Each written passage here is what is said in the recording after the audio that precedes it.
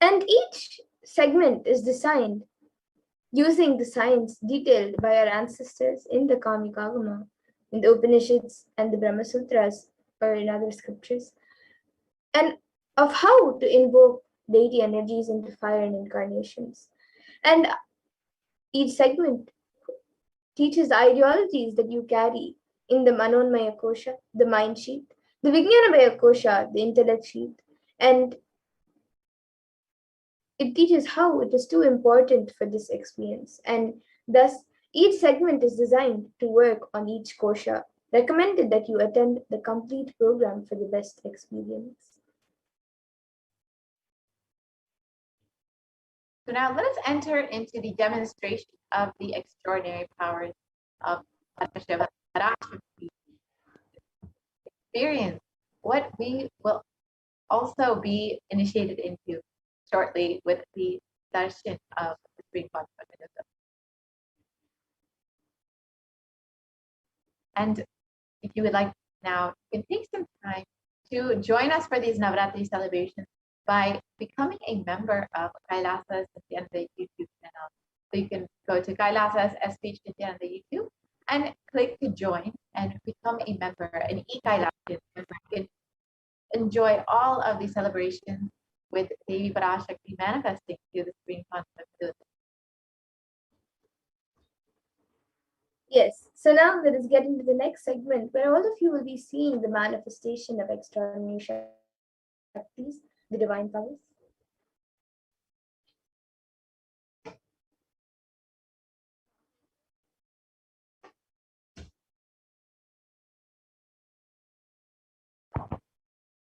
So the Balas and the Nityananda Yogis, the initiated disciples of the Supreme Consciousness, will now be demonstrating the powers of third eye and sharing with all the experiences and results of the divine powers awakened in us through the Diksha, the initiation.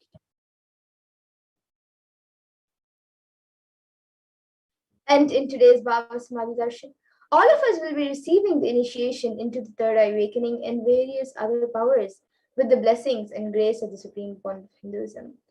And all of you will be manifesting the following powers of third eye, which is seeing with the eyes blindfolded, and many more powers like body scanning, remote vision, materialization, levitation, and much more. Now, some of you might be wondering where exactly the third eye is located or how it works. So the third eye is a cosmic browsing center located between the brows, which upon initiation, one can effortlessly express powers and see through the third eye just as you would with your two eyes.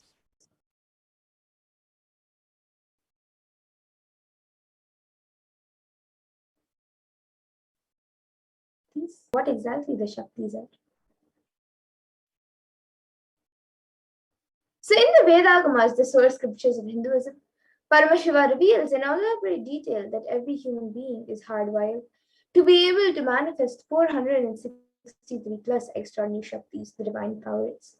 And manifesting powers are described as a system, a method, and a science for human beings to explore the various possibilities and powers and have access to various states of consciousness. And the Shaktis manifest from the fundamental cognition that you are the divine and you need to manifest the divine and not the divine. Now, many of you might have heard the term siddhis as a very common term used for any type of external manifestation. And you might be wondering that Shaktis and siddhis are the same. But Shaktis and siddhis are actually not the same, they are different. The difference between Shaktis and siddhis are that Shaktis express from the space of enlightenment as a side effect of feeling connection with the divine and high integrity with the Guru, and are a source of enlightenment, whereas siddhis are powers that manifest from tapas or penance for enlightenment and are on the path of enlightenment. And the Shaktis of Paramashiva manifest through ordinary human beings in an extraordinary way after the initiation by the avatar and are permanent, whereas siddhis are not permanent and may divert you from enlightenment. And the source of all these Shaktis are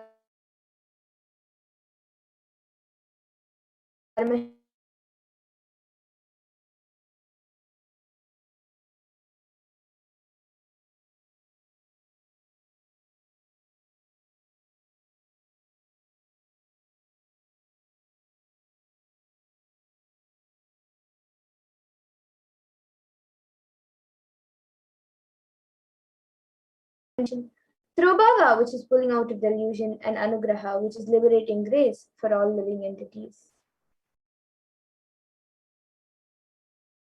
And the Supreme Pontiff of Hinduism, Jagat Guru Mahasannidhanam, His Divine Holiness Bhagavan Sri Nithyananda Paramashivam, has come down as the 1008th living incarnation and representative of Paramashiva, and the reviver of Kailasa, the ancient enlightened Hindu civilizational nation and the great cosmic godless Indonesian.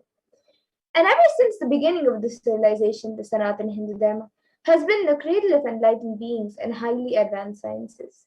And it was where the science of enlightenment and powers was lived and taught as lifestyle. And for the first time in modern day, the Supreme Point of Hinduism is reviving these yogic sciences and transmitting it to the world at a record breaking pace which is never accomplished before.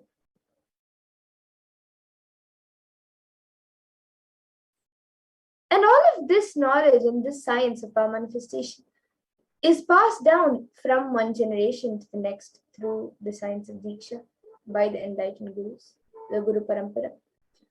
And the Supreme Pontiff of Hinduism, being recognized as an incarnation by his gurus at a very young age, was trained and taught into these sciences to revive the initiations and knowledge repositories for billions to manifest the science of power manifestation from the disciplines of Vedanta, Tantra, Sri Vidya, Yoga and Yogic powers, Mantra Shastra, Siddha Vidya, science of Aushadha, Advaita, Bhakti Yoga, Paramashiva Jnana, Paramashiva Vijnana, and much more.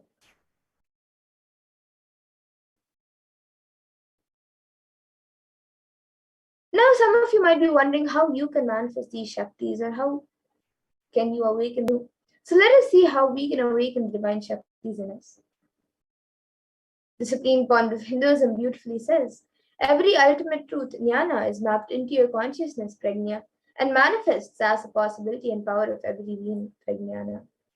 So this is how the manifestation of Shaktis happen. Diksha is the And the science of power manifestation is authenticated through four aspects of evidences or pramanas. So the first is the Shastra Pramana, which is the eternal, unchangeable truths revealed in the source scriptures. And then the next is the Apta Pramana, which are the experiences and results of Aptas or authorities of Hinduism, where the Vedic rishis and scientists have time tested and verified these sciences. And the next is the Atma Pramana, which is an account from the life of the Supreme Point of Hinduism, this millennium's avatar's personal experience of the power manifestation. And then the Pratyaksha Pramana, which is the empirical evidence from observation and scientific experimentation.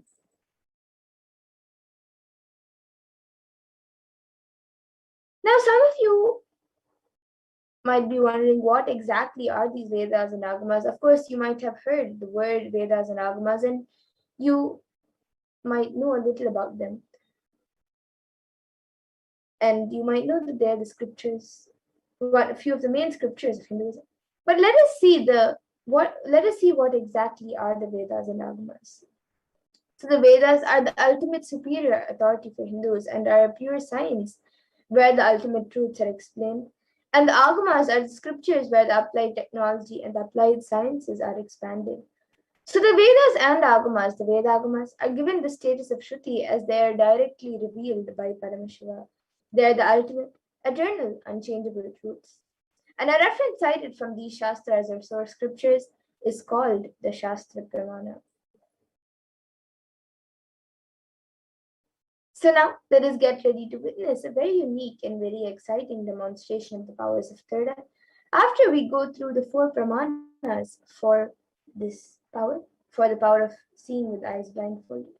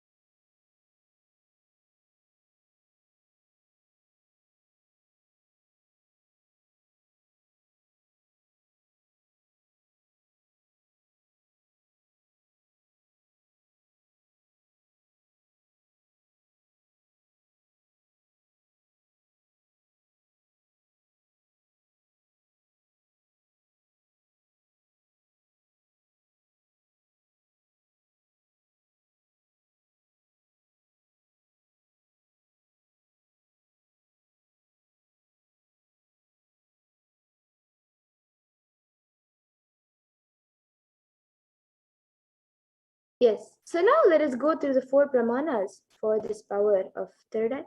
We will be first seeing the pramanas for the power of seeing with the eyes blindfolded. So the Shastra pramana for this power comes from the Vijnana Bhairava Tantra.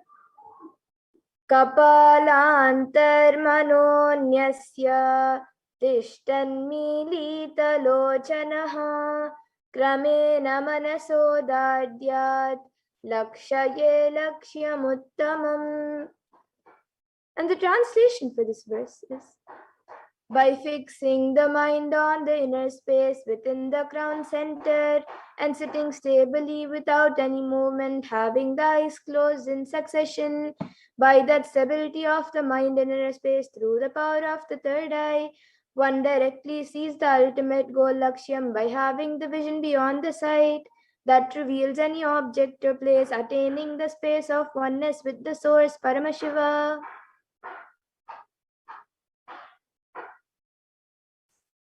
And the next up, the pramana for this power comes from the time when Krishna initiates Arjuna into the power of third eye during the revelation of the Hindu Purana Bhagavad Gita. So Bhagavan Krishna initiates Arjuna into the power of third eye, so Arjuna can behold Krishna's Vishwarupa Darshan, the vision of his cosmic form. And Bhagavan Krishna beautifully says to Arjuna, न तु मां शक्यसे द्रष्टुमनेनैव स्वचक्षुषा दिव्यं ददामि ते चक्षुः पश्य मे योगमैश्वरम्. So in this verse, Bhagavan Krishna says to Arjuna, but you cannot see my cosmic form with these physical eyes of yours. Therefore, I grant you divine third eye vision. Behold my cosmic opulence. So this comes from the 11th chapter of Bhagavad Gita, which contains the description of Bhagavan Krishna's cosmic form.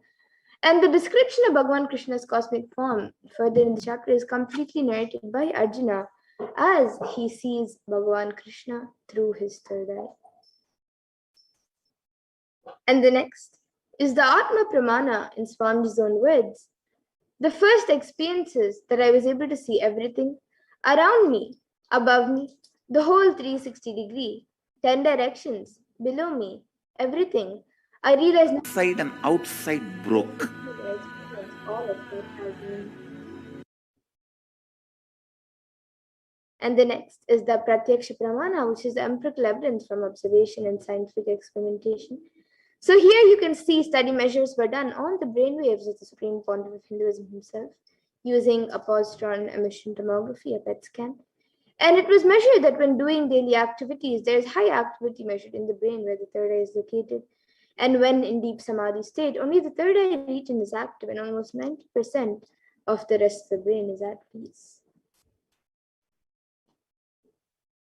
And the next is the Sakshi Pramana, where this rare and sacred science of third eye awakening is being made available to humanity for our ultimate enrichment and conscious evolution by the Supreme Pontiff of Hinduism.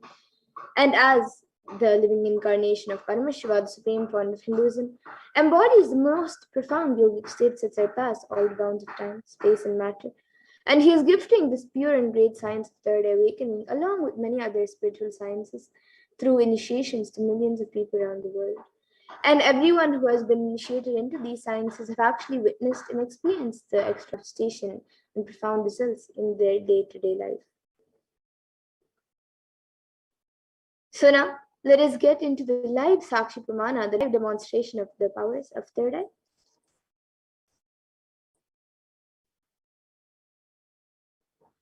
So here with me, I have this eye band, which in front is a thick opaque plastic sheet.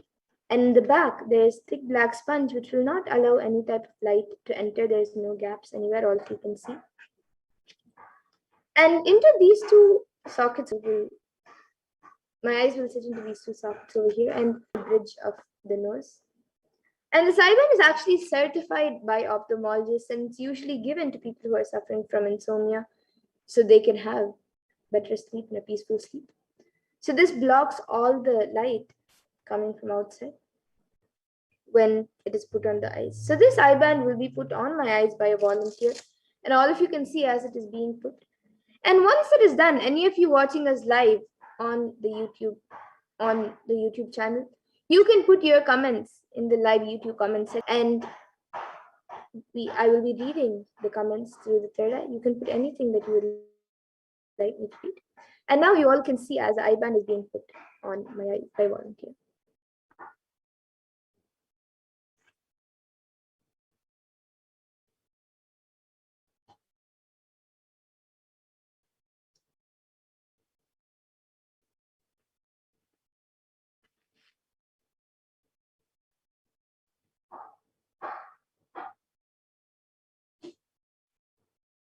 This is a little too much to the left. You can move a little to the right. Yes. So now the I-band has been put. I will be turning to my right, left, up, and down. So all of you can see that the I-band has been put. There's no gaps anywhere around. And now the YouTube comment section will be projected in front of me, and we'll also be projecting it for all of you. Any of you watching us live on YouTube, you can put your live comments in the YouTube comment section. It can be anything that you would like me to read. A sequence of emojis, numbers, letters, words, sentences that does not even make sense, or it can be even words or sentences in different languages. It can be anything. So any of you watching us live right now, you can put your comments in the comment section.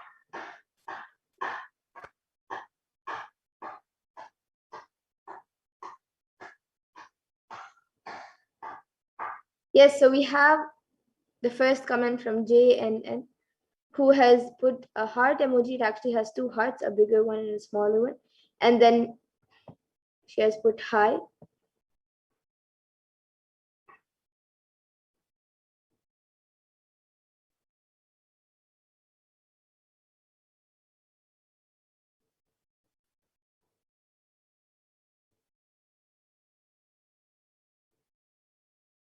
Yes, so all of you can see the comments as well.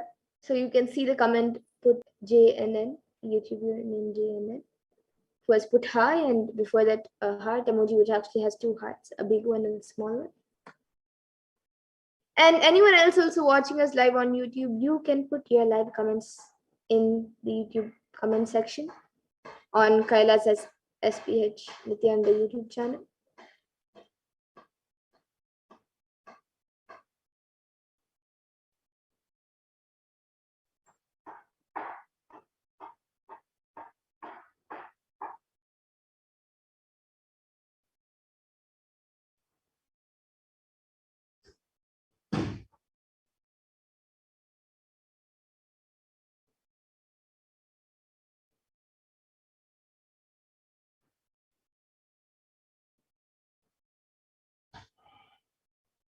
Yeah, so any of you can put anything you would like, even it can be a different language, or it can be a scientific term that you would like me to read. And especially for those of you who might be skeptical about this power, you can also put a comment for yourself and check it out.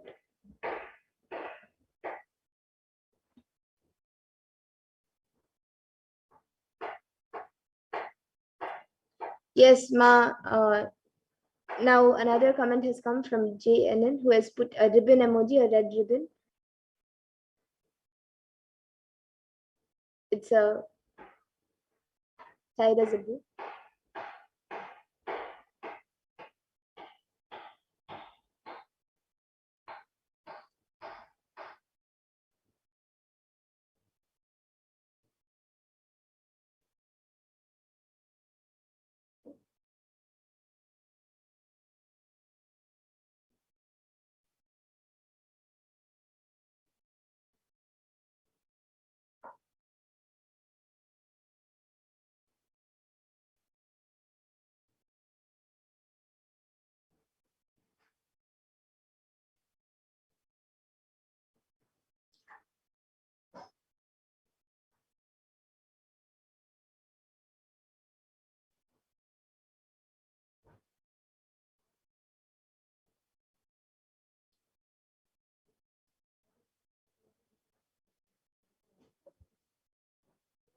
Yes. So you can put in your comments. It can even be a different language. We have to, and actually, the membership badge is in yellow.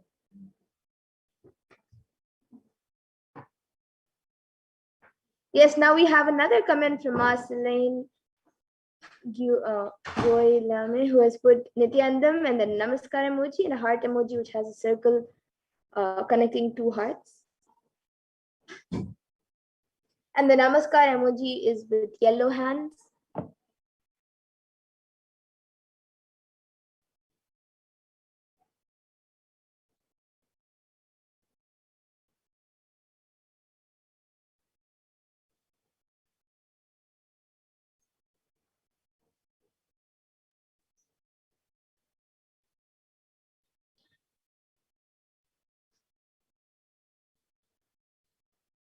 Yes, so any of you watching us right now, it can be anyone.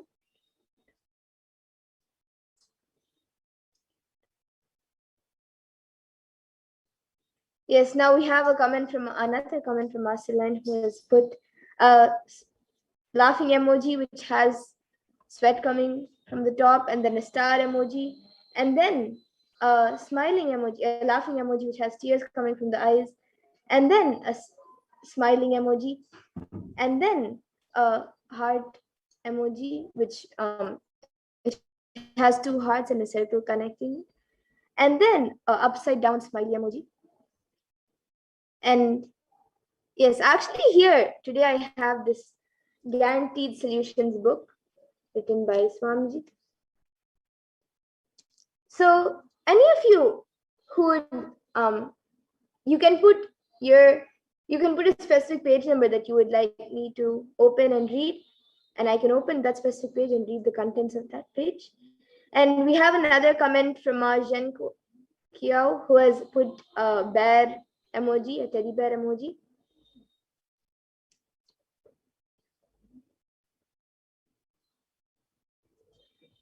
Yes, so if any of you would like me to open a specific page from this book, you can put it in the comment section. And now I'll be opening a random page from this book and reading the page number. So you can, I've opened a random page and now I'll be reading this page. This is page number 214 and 215. And on page number 215, I'll start from 214. It says, the key is to understand the difference between doing things with awareness and doing things mechanically and out of fear. Doing things in the former fashion will never bring you under any sort of binding. It will not bind you in space and time. You will be a master. Doing things in the latter way will bind you and chase misery to you. You will be a slave. To drop an addiction, flood it with awareness. It will transform in the right way. Remember, never think that you need to drop an addiction. Anything that you resist will persist. You simply need to transform it by deep awareness. That's all. When you understand the language of transformation, you are on the right track. You are on the path of openness. People tell me, Swamiji, it is very inspiring to listen to you talking. Now we have to apply it in our day to day life and see. See, be very clear. I always tell only practical things. Never think that I tell things that can't be done in day to day life. Actually, repeating the same Vedanta, but in different words, in the modern context, so that you feel comfortable listening to it, so that you feel it is relevant to you, so that you can follow it. And there's another thing: if you read these ideas in a book, they will simply be moving from the head to of the writer to your own head. So there is no scope for any experience. But when you listen to the words from the master, from someone who speaks to you from the experience of his soul, they will enter deep into you, whether you are aware of it or not. Be very clear. I'm not sharing my knowledge with you. I am sharing my experience, my life with you. When I speak from my being, it has to touch your being. It will transform your life. There is no other way. Vivekananda spoke in Chicago. My dear American brothers and sisters, the auditorium thundered with applause. The lady wrote, "It was not just the applause. He had won the entire nation. We felt as if a current of love was passing through us, through our being." She later asked Vivekananda how it happened, and he simply replied, "Because it came from within me." Vivekananda spoke from his being. When words emanate from the brain, it will touch the brain of the other person, and this is called communication. When words emanate from the heart of one person, it touches the heart of the other person, and this is called communion. Communications is not enough. We need to know how to commune. Now I tell you to talk. I talk from the bottom of my heart, so you will listen wholeheartedly. When the speaker speaks with totality, the listener is bound to listen with totality. His life is bound to be transformed. If your life has not been touched by my words, be very clear, I have no authority to speak. So you can see both these pages.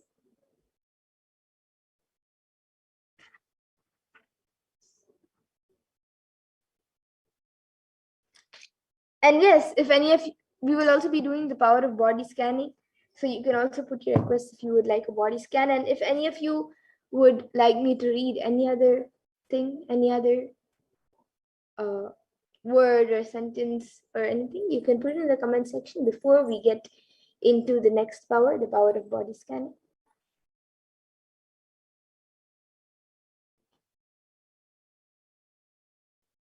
Okay, so now we will be getting into the next power, the power of body scanning. Before that, I request the volunteer to now remove the eye band.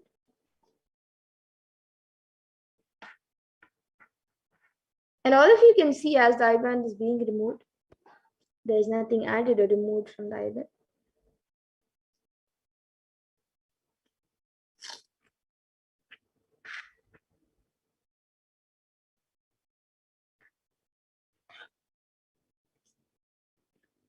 Yes, so all of you can see the eye band, there is nothing added or removed from it. And now we will be getting into the next power, the power of body scanning. After we go through the 4 pramanas for this power of body scanning.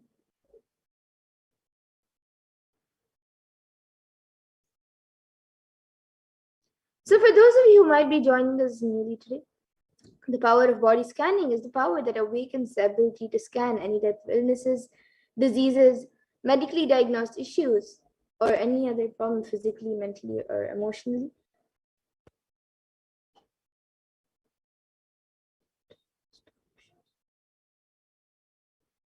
And the best part of this power is that it gives the ability to even scan a solution for the problem through the third eye. So through the third eye, even a solution for the problem is revealed.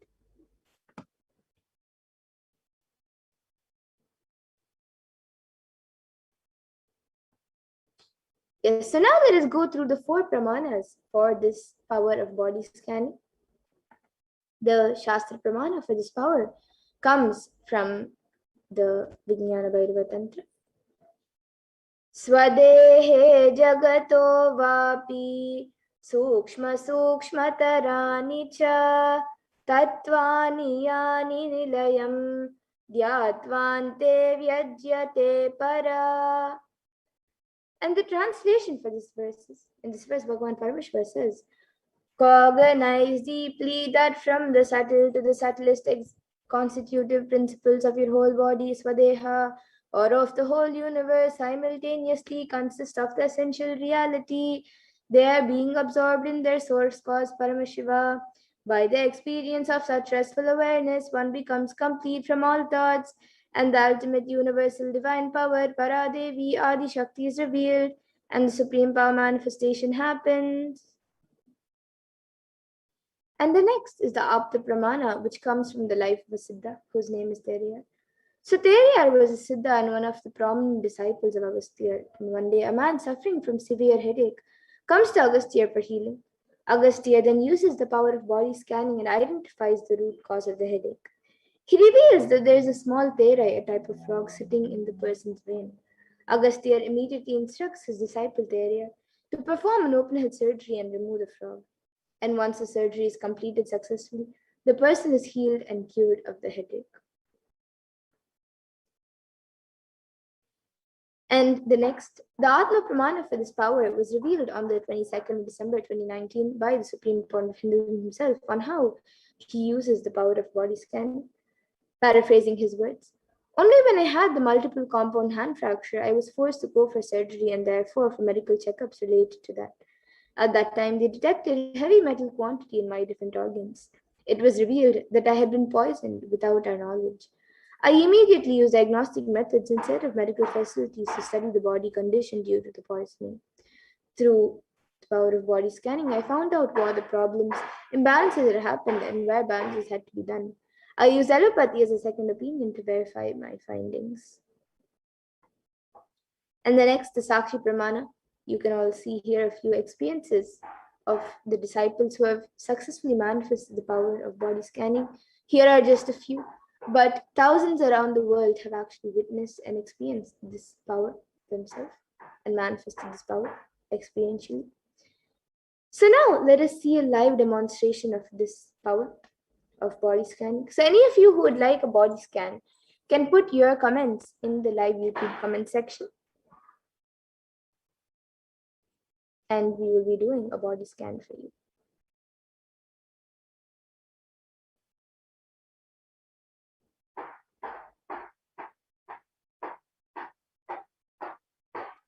Yes, so I already see many comments. So we have a comment from Shanbhagavalli Reddy who has put, please do a body scan for Perumal. Pain in the stomach going down the left leg, got permission. Yes. Yes, now I'll be starting a scan for Perumal.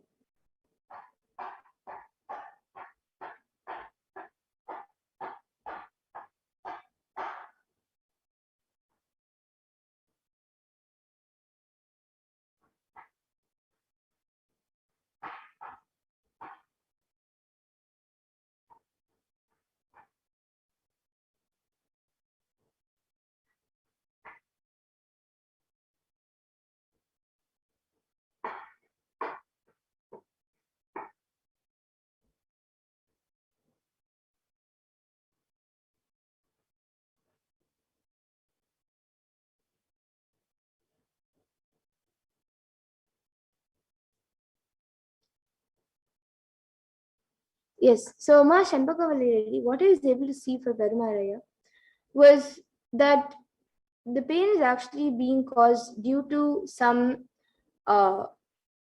toxins and toxins in the blood, which is spreading around the body. Like through the blood, it is spreading around the body, and that is causing the pain. And I was also able to see that the blood cells are actually getting little weak. It is not such a major problem, but it can lead to a major problem. It is not attended to right now. And that is the cause of the pain in both his stomach and his left leg. And even I was able to see a little bit in his back as well. So it is due to some toxins that is spreading, which is in the blood, and with along with the blood it is spreading through the blood, it is spreading around the body, and it is even the blood cells are actually becoming weak. So the solution that I was able to see for this was he has to start doing the Pratama Vinyasa Krama every day and make sure that he does all the 12 components properly and intensely. For the first few days, it might be a little difficult to have all the 12 components together and do everything simultaneously, like the japa, the visualization, everything. But he has to start trying intensely and doing intensely. Within a few days, he will get it. But he has to start doing the Pratma Vinyasa Krama intensely with all the 12 components. And that will help in actually cleansing the body within. So he should do the pranayama, the japa, the visualizations. Then he should also, if you have the Aushada, then the Abharana, and everything else. So with all the 12 components, he should do the Pradanya Sakrama, and that will help him in getting healed. So this is what I was able to see for Paramalaya. And Ma Zhenkwa has asked, Ma, can I have a scan, not for health, but another question. I have a lot of confusion and anxiety now, but I want to find a job, but I don't dare. I'm in a foreign country and I feel I'm not good enough. Yes, Ma. So, Ma Zhenkwa, you can actually ask this in the Akashic readings, Ma, as it is related to the past, present, and future about you wanting to find a job. So you can ask this in the Akashic readings. Every Saturday we have the Venkateshwara readings, and we also have, of course, the ultimate. We have Devi Parashakti Akashic readings and Sundareshwara Bhava Samadhi Darshans, Sayuji Samadhi Darshans we have. So you can sign up for that and ask your questions. And you can ask this question, and I hope that answers your question. And yes, Ma Shanbhagavali has again asked for a body scan for Sandra Gasanaya. And as he is totally depressed, not himself, please, and he is not himself, please do healing, God permission. Yes, Ma, now I'll be doing a scan for Sandra Gasanaya.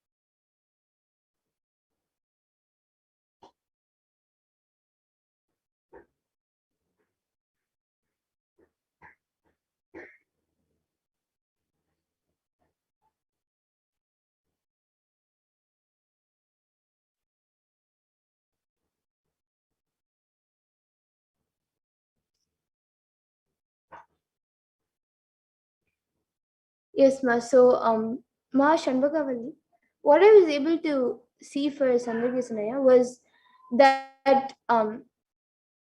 for whatever he is going through right now, um, whether it's depression, anxiety, or frustration, anything that he is going through right now, I was able to see that it is actually related to an incident that happened in his childhood, and something similar has also repeated. Um, it is not exactly totally similar, but an incident that happened recently in the past 1 or 2 months has reminded him of that incompletion that happened in his past in when he was a child, and that has actually caused a lot of disturbance within him. And that incident that happened in his childhood is actually an incompletion within him that he has to complete with. So the solution that I was able to see for this is to chant the Mahavakya continuously, and you can also play Mahavakya in the background. And also, he should start doing the completion process, and he should get out of uh, that incident, that incompletion, the incompletion and pain that the incident caused him at that time. He should get out of that, and automatically he will come out of the depression, and you will see that he starts healing soon. So this is what I was able to see for Sandargasanayama. And you also asked for a scan for Sureshaya. Yes, so now I'll be doing a scan for Sureshaya.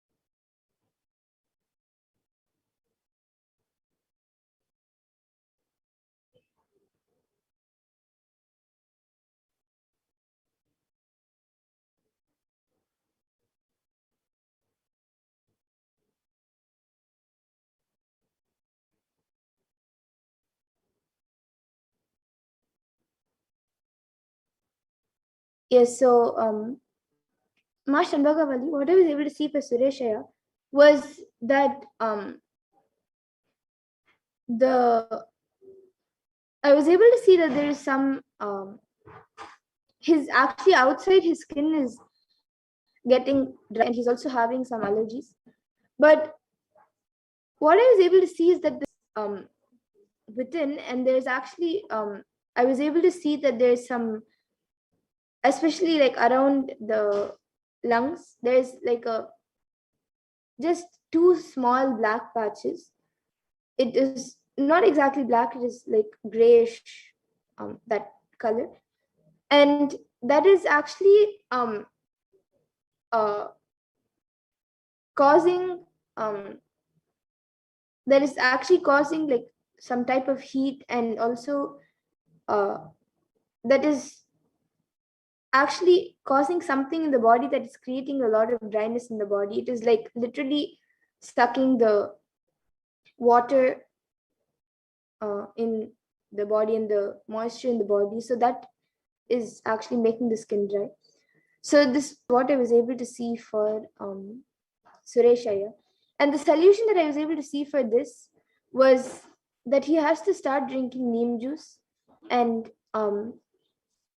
he has to start drinking some honey in the night and neem juice in the morning, and that will help in healing that black patch. And for right now, for the skin that has already gotten infected, he should apply a little bit basma, and like just once in a day and at a different time in the night or even in the morning at his choice.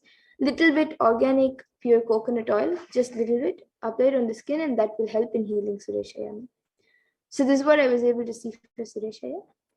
And yes, I see that you've gone back saying thanks. Yes, thank you, Ma, for getting back.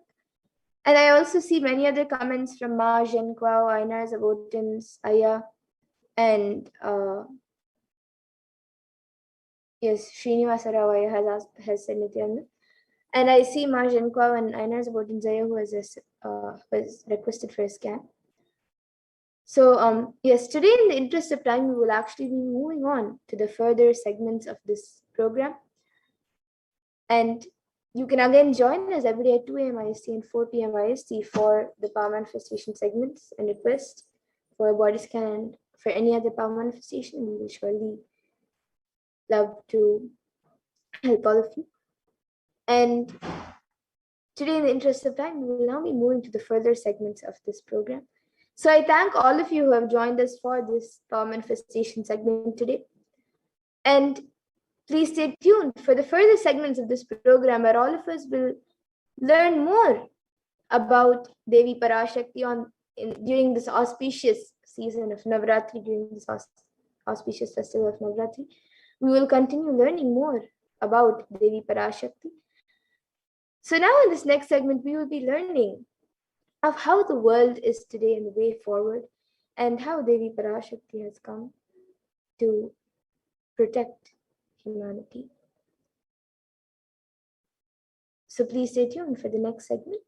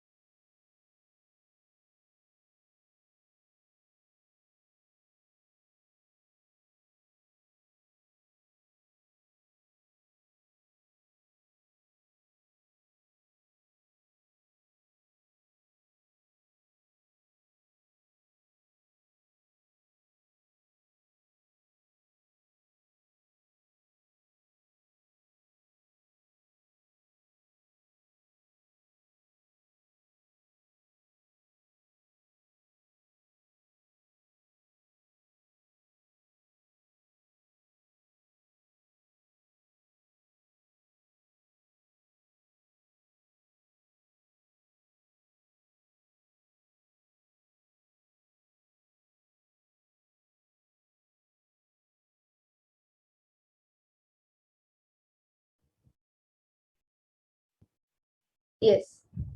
So now let us learn about the world today and the way forward.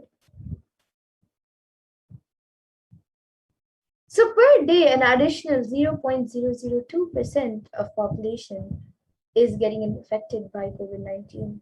And the fact is that the total confirmed cases of COVID-19 is 233 million, which is about 3% of the world as of 5/54 CEST on the 1st of October 2021, including 4 million confirmed deaths.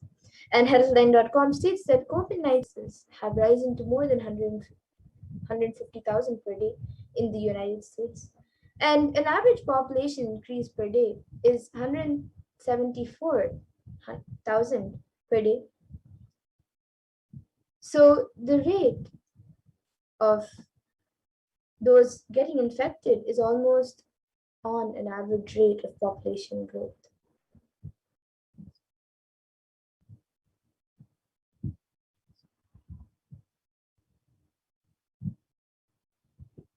And the status quo world population is to decline in 170 years. That's only 3 generations ahead. So the total confirmed cases of COVID-19 is about 3% of the world population and is rising daily at all times. The vaccination not known to be the solution or available at any timeline for the world. And the average deaths per day is 126,500 at 0.562% of the world. And average death per year is 44 million and is growing each year. And if we just say for our understanding that the population growth per day and death rate is moving at the same rate, we are looking at human civilization to decline in the next 3 generations. So let us see a need of a global solution that works across the all national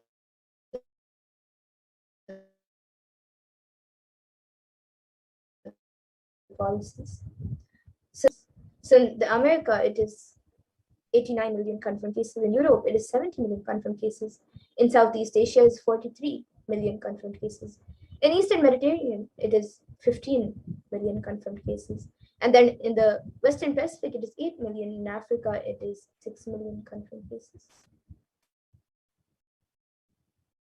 And according to the United Nations, a new scientific report from the Intergovernmental Panel on Climate Change warns that we are on a crash course towards catastrophe if global temperatures are allowed to rise. And the window to slow or even halt some of these worsening impacts is rapidly closing. So during this time of COVID-19, immediate precautionary methods that you can take.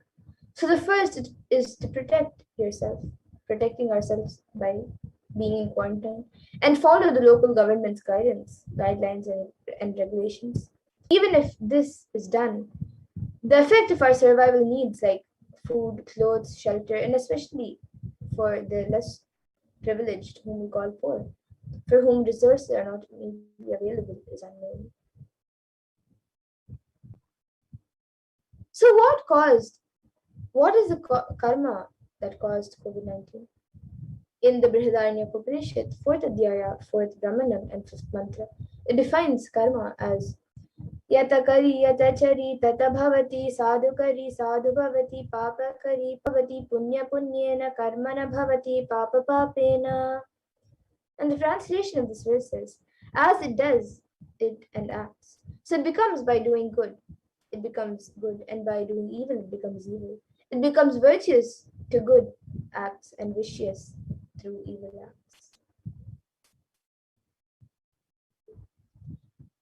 And another reason, which is a part of the karma that caused COVID-19, is our greed to make life comfortable and luxurious. So 83% of wild mammals have actually become extinct, stopping the idea that the whole planet Earth belongs to only human race. We have forgotten to share the world with others. So let us set a trend of moving to a nature-based lifestyle. Let us stop torturing and killing animals and drop the idea that planet Earth is exclusively for us.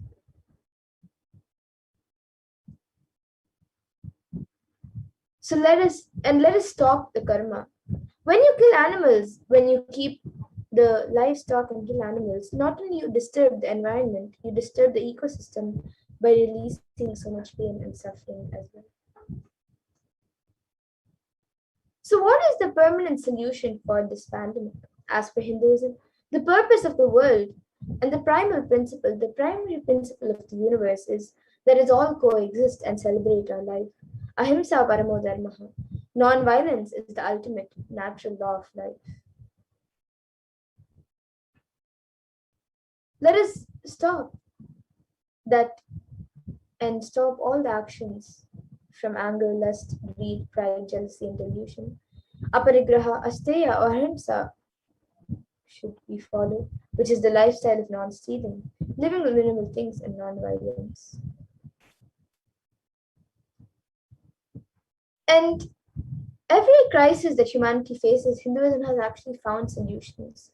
Hinduism is the religion that has seen at least 5 complete wiping out of planet Earth, and the wiping out of the civilization. And we have the knowledge, and we have recorded and documented every time when the civilization was wiped out and how we have rebuilt it. So here are a few of the world pandemic histories and the Hindu solutions. So Bhagavan Vishnu, this is the first time when Bhagavan Vishnu incarnated to bring the Vedas and Agamas back from the dark energy, the Asura Hayagriva, during the manifestation of the universe in the form of a fish, the Matsya Avatara, and landed it on the planet Earth to give it to Lord Brahma. And the second time was when after the great deluge, Bhagavan Vishnu brought Manu's boat and the Vedas and Agamas and the whole thing and he restarts the civilization. And that is why the Pandya kingdom, the earliest kingdom, has a fish as their emblem. And Karaikal was the place where the boat was brought to the land by the Matsyavatara. And from there, the whole Pandya civilization started. And the third time was during the King Ravana's reign, where 7 crore people were killed and 7 crore of the population had disappeared. So at that point in time, Bhagavan Sri Ramchandra Prabhu incarnated to save the 54 deshas from the evil reign of the king. And this is detailed in the Ramayana. And the fourth time is when King Duryodhana almost led the world to a nuclear collapse, and Bhagavan Sri Krishna incarnated to end the apocalypse. And this is detailed in the epic poem Mahabharata. And the fifth is when Bhagavan Mahadeva, Paramashiva himself, protected the city of Varanasi, and he said, I will hold these, peg them, even during the Pralaya. Even when the whole world is destroyed during the great deluge, I'll hold these guys on the tip of my Trishula. And in the Upanishads, the rishis celebrate the happening of the incarnations who come down to liberate people from crisis. And in the Taittiriya Upanishad, Chapter 3, Briguvali, Section 10, the rishis sing and dance in the ecstasy of enlightenment and Kundalini awakening. And they sing, Ha vu ha vu ha vu ahamannam ahamannam ahamannam ahamannado ahamannadaha. So this is what the rishis sing when they're filled with ecstasy of enlightenment and Kundalini awakening.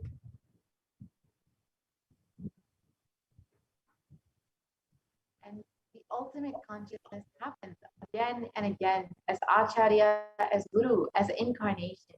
Paramashiva reaching out to liberate individual souls from bondages through knowledge is Acharya. Paramashiva reaching out to individual souls to liberate them from bondages through initiation. The Shaktipada and Shaktinibada is Guru, and Paramashiva reaching out to individual souls and intervening in their karma, altering, reducing it, and even deleting it, completing and changing the happenings of the past, present, future is Leela, and the manifestations who do the Leelas are in it. And in the Bhagavad Gita, Bhagavan Krishna also promises, he says, Yada yada hi dharmasya glanir bhavati bharata abhyuttanam dharmasya tadatmanam shujamiham. Which means, whenever there is a decline in the individual consciousness, the collective unconsciousness, righteousness of the eternal consciousness, the signs of eternal bliss, Dharma samsthapanarthaya. I myself appear millennium after millennium. Sambhavami yuge yuge.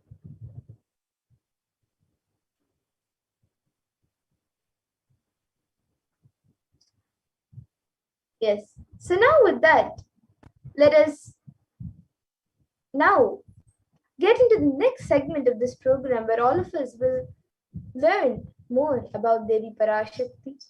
And on the sixth day of Navaratri, let all of us learn more about Devi Mahalakshmi, the form of Devi Parashakti, manifesting as Devi Mahalakshmi, the goddess of wealth.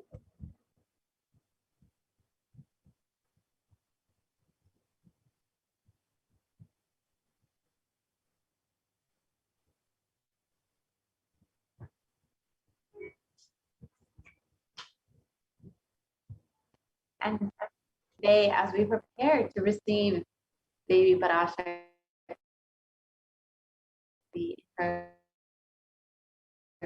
many manifestations, manifesting consciousness by joining as a member of Kailasa'S HDH YouTube channel. You can join as a member and have exclusive access to content as well as access to ask your questions directly to Devi Parashakti, manifesting to the Supreme Consciousness. And you can go ahead and go visit Kailasa'S SBH Nithyananda YouTube channel, and you'll see the join button right next to the subscribe button. You can click that and choose whichever level of e-Kailash you would like to be, whether it's bronze, silver, gold, platinum, or premium. You can choose whichever level suits you best. And once you join as a member, you can have the opportunity and blessing to have your answers, your prayers directly answered by Devi Parashakti, by Supreme Consciousness itself, by asking your questions in the comment section of the live video during the Akashic readings, the Devi Parashakti Akashic readings, and even the live Bhagavan Sundareshwara darshan. You can also connect with the Supreme Consciousness, Devi Parashakti, through Facebook. You can ask your questions in the live video. You first go ahead and like and follow Kailasa'S SBH Nithyananda Paramashivam page. And once you have done that, you can go ahead and ask your question to Devi Parashakti Swamiji by commenting in the live YouTube, the live Facebook video during the darshan of Devi Parashakti. And you can also connect via Instagram and Twitter. You can follow at Sri Nithyananda on Twitter and Sri Nithyananda on Instagram as well. And once you have liked and followed the account, you can ask your questions in the comment section of the photo in the live, in the photo of the day, and you can reply with the hashtag ask the avatar for the day for the live video. So, and lastly, you can connect on WhatsApp. So you can visit kailasa.org and you'll see a WhatsApp chat box that pops up, and you can connect and ask your questions via the WhatsApp chat box. So now let's understand who is Devi Lakshmi, the goddess, the Devi that we will be celebrating today.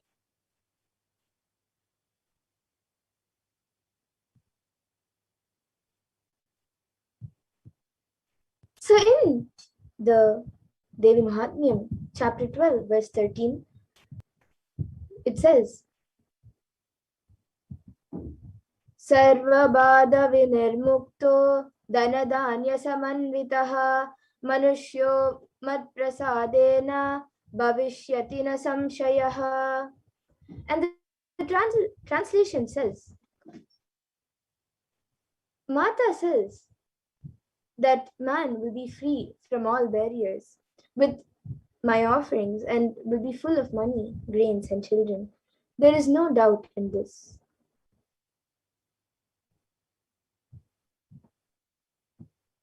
Lakshmi stands for wealth, beauty, grace, and other similar qualities.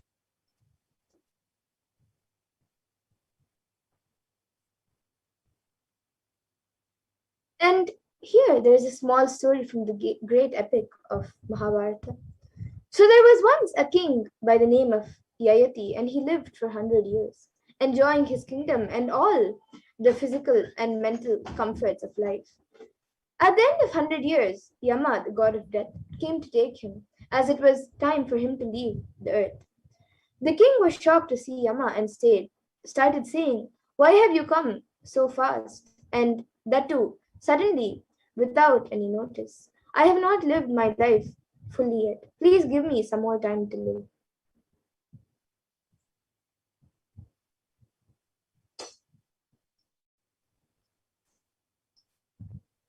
And being procured with,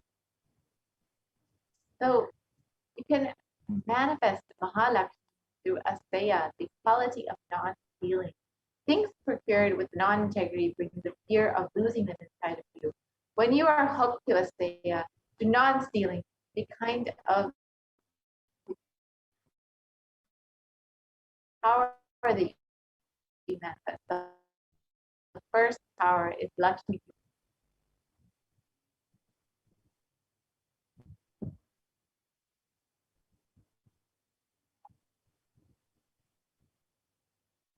Yama replied that there is no extension possible to life to Gayatri. Yet Gayatri depleted with him and begged for more time. Yama finally conceded that if any of his sons were ready to give up their life for Gayatri, then the king could live for that much more time. And it pleased Gayatri called out for one of his sons and asked him to give him some time of his life. The son gave up the remainder of his life and died instantly. Gayatri got another 100 years to live.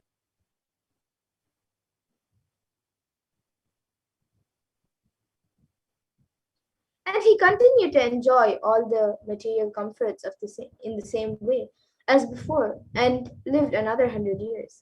And at the end of which Yama returned to take him. This time also, Yayati felt he had hardly lived and begged Yama, saying that he was not prepared and wanted some more time. Yama gave him another chance. Another of Yayati's son gave up his life for his father, and Yayati got a lease of another 100 years of life. Now, after Yayati enjoyed the next 100 years, Yama came back to him to take him. This time also Yayati asked for more time, but Yama refused to play the same game again. This time Yama instead gave Yayati a reason. He put a fire out by pouring oil into it.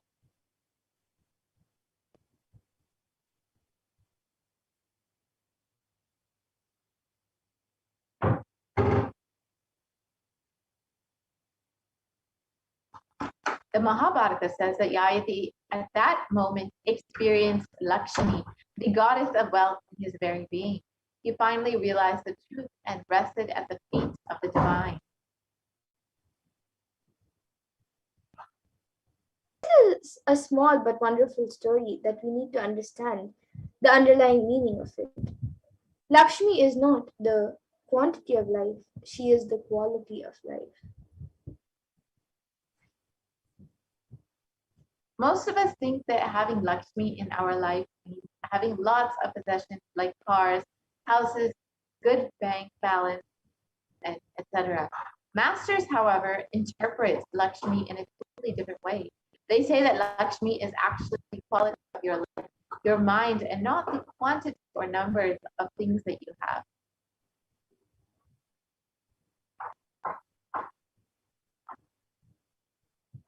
And the story about the origin of Lakshmi is also representative of this fact. When the ocean of milk was churned,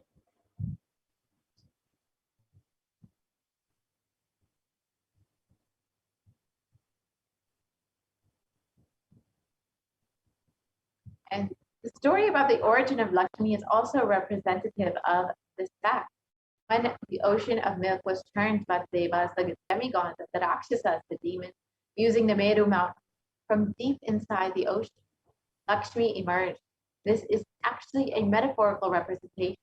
When the milk of the mind is churned by the mountain of pure awareness, It raises the quality of your life in the form of Lakshmi.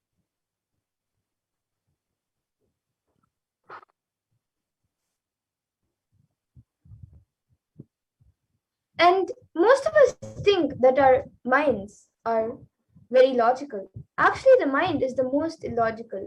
Just try this experience. Sit down for 5 minutes and write down all your thoughts that come to your mind in these 5 minutes, honestly, without editing them. Read what you have written, and you will realize how illogical you are. We are running a mental asylum inside our head. One moment you would have been thinking about your workplace. There then, for no reason, you will find yourself thinking about the house. The next moment, without realizing it, really, you would be thinking of your kids.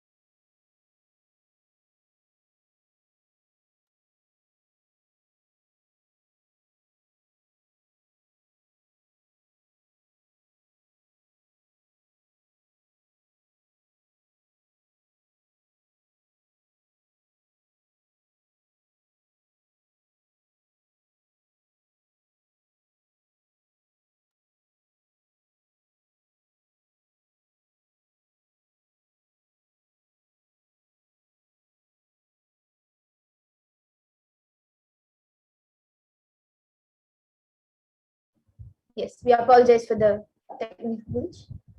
So, when you run with all your energy, you forget to enjoy, you forget to live, you forget to have Lakshmi in your life. Again, it is the quality of your life and not the quantity that is important.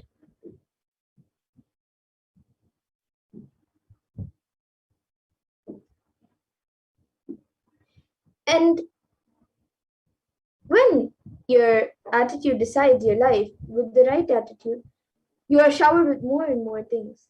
There is a beautiful shloka in the Puranas which says, Ananda, bliss attracts fortune.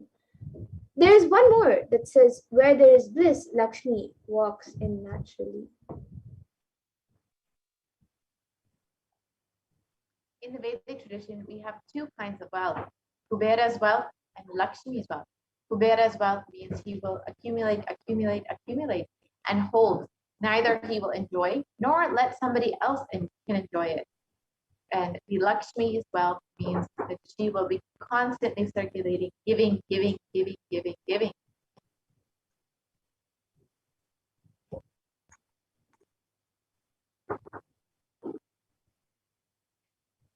The very word Lakshmi in Sanskrit means increasing.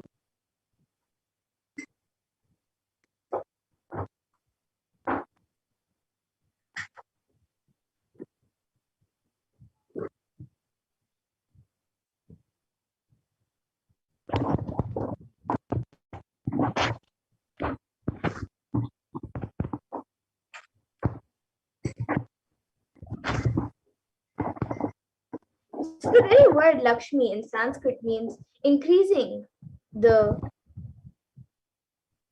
increasing. And when you increase the TQ with this same house, you will feel more comfortable. When you increase the thank you will with the same house you will feel more comfortable. And with the same furniture, you will feel more luxurious. With the same people, you will feel more blissful. With the same situations, you will feel joyful. Actually, Lakshmi is added when you increase the thank. Of course, because of your right decision, making wealth will also be added. The moment your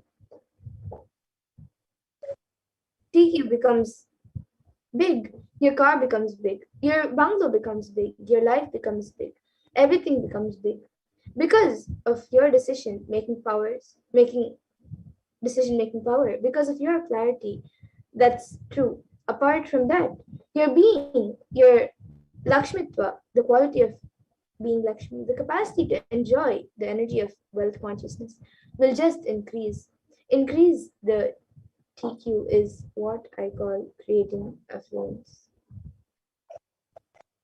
Yaksha means who possesses wealth, but neither enjoys nor lets others enjoy. Lakshmi means the one who keeps currency moving, who enjoys and lets others enjoy.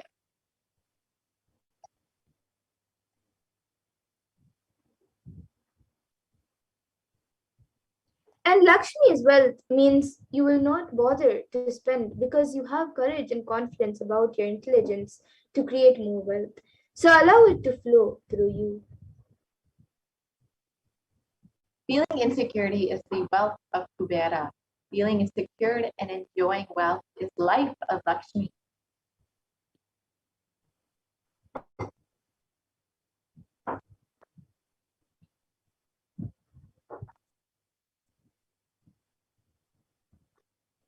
We can go back to the previous slide. And Lakshmi is an energy field like a satellite. Ganesha is an energy field like a satellite. If you tune your brain to that satellite, you will receive their energy and blessings. When you stop hating working, when you stop hating planning, suddenly you will see Lakshmi is blessing you. You are working only for $1,000,000, but suddenly opportunities will come which will shower you with $1,000,000. This positive thinking theories. I am stating the fact. This is what the Supreme Point of Hinduism states beautifully. The power of thinking is Lakshmi. In one moment, you can make anything look like God. Within next few moments, you can make anything look like demon in your life. Please understand, if you bow down, even a small stone will become God. If you are afraid, even God will look like a demon.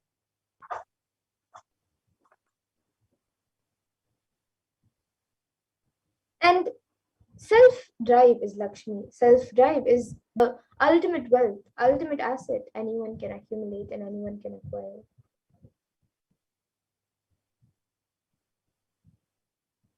Thoughts by themselves are like Lakshmi's wealth. But the right way of applying it, you can manifest wealth without manipulating.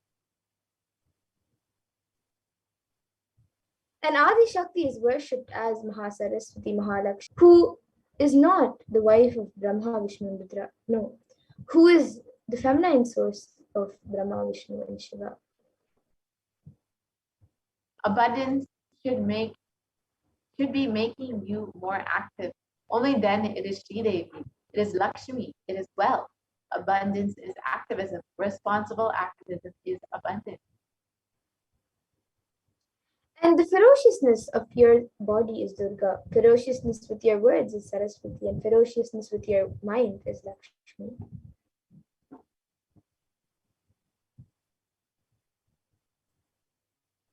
So now let us look at the divine plays, the Leelas of Devi Parashakti from the Chandi Stotram of Devi Mahatma.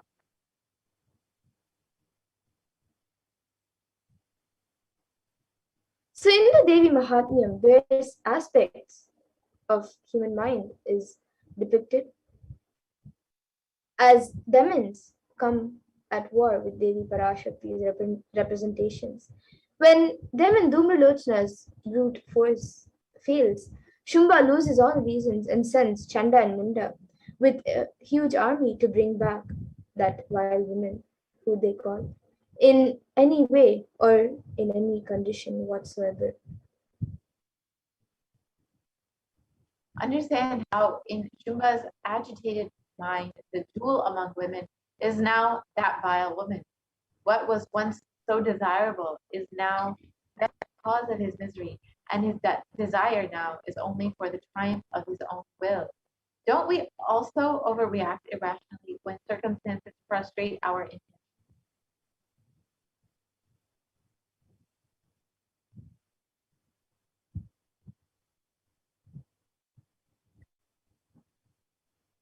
So the story continues. Struggle escalates, and the gently smiling Devi Durga calls forth the terrifying emaciated form of Kali, and 8 other fierce goddesses combat the demon hordes. Each one of these Shaktis is by her own immense power. Each represents a higher function of her own consciousness.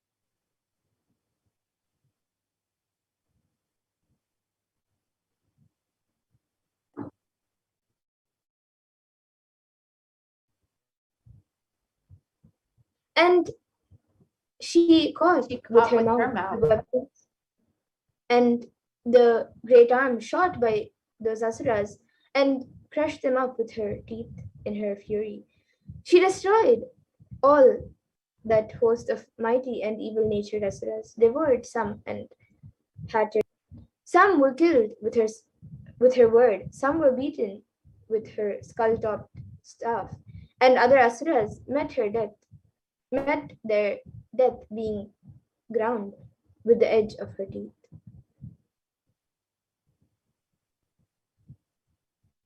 Seeing the most valiant Chanda and Munda laid low, the army, their the remaining army there became panicky and fled in all directions. And Kali, holding the heads of Chanda and Munda in her hands, approached Chandika and said, "Her her words mingled with very loud laughter. Here have I brought you the heads of Chanda and Munda as two great animal offerings in the sacrifice of battle. Shumba Nishumba, you shall yourself slay," the Rishi said.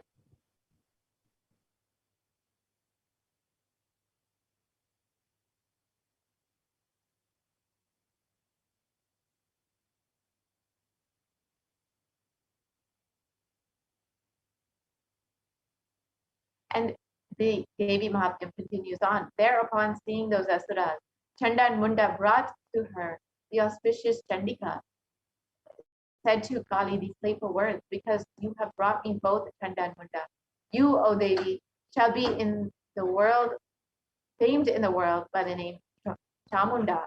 Here ends the 7th chapter called The Slaying of Chanda and Munda of Devi Mahatmyam in the Markandeya Purana during the period of Savarni and the Manu.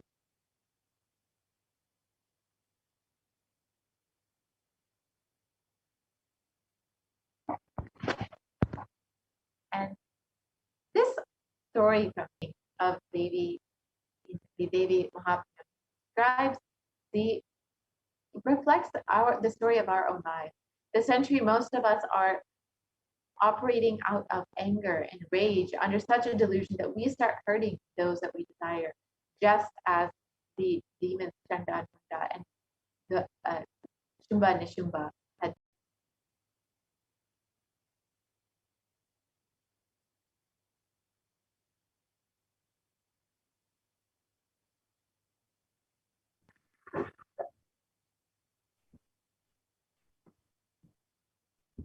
Most of the decisions that we make every moment, we make unconsciously. We take thousands of decisions unconsciously today, whether it is thinking or taking or doing. It is done unconsciously without awareness. That is the reason. The cause and effect of many of the things in our lives. We always think we have been dished out unfair results. We are blissfully unaware that it was we who caused the effect. We made it happen by the way of unconscious living and ended up incurring more karma. This is what Devi happened in order to liberate us from this karma.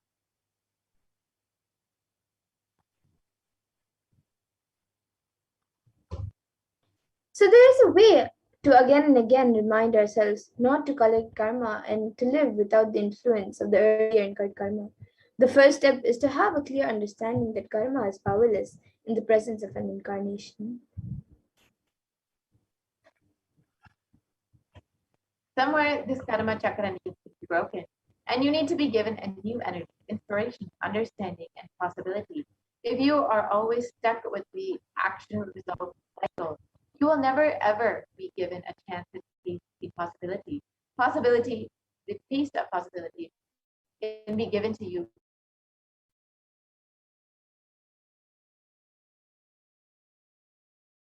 only when the divine intervention happens in your life. He assumes the form of Guru just to liberate people from the karma chakra, give inspiration, joy, bliss, and cause miracles, and ultimately enlighten.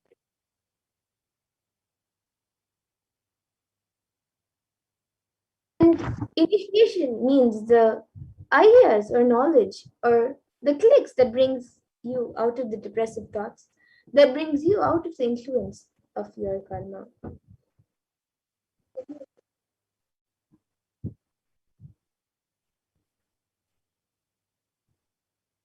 So now let us understand the brief concept of Hinduism, Jagat Guru Mahasanta, Bhagavan Nithyananda Paramashivam, as the Nijavatara of Devi Parashakti herself.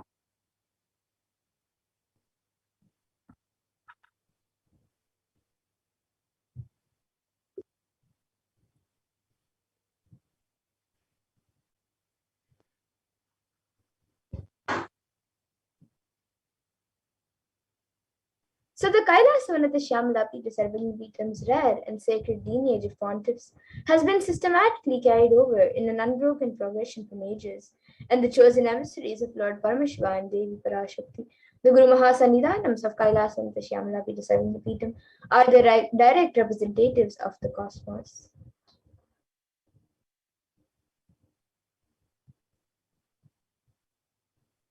On the 27th of April 2012, Srila Sri Nithyananda Sambandha Deshika Paramacharya Swami was formally appointed as the 293rd Guru Mahasannidhanam of the Kailasa'S Pita Sarvajnapeetham and is the lawful successor, descendant, and inheritor invested with all the powers, duties, obligations to perform the rituals, spiritual, religious, and customary rites vested in the Kailasa'S Pita Sarvajnapeetham, and has been reviving its spiritual, religious, and linguistic epicenters to its original glory.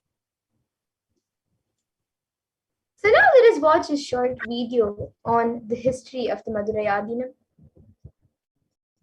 the Kailasa'S Pita Sarvajnapeetham.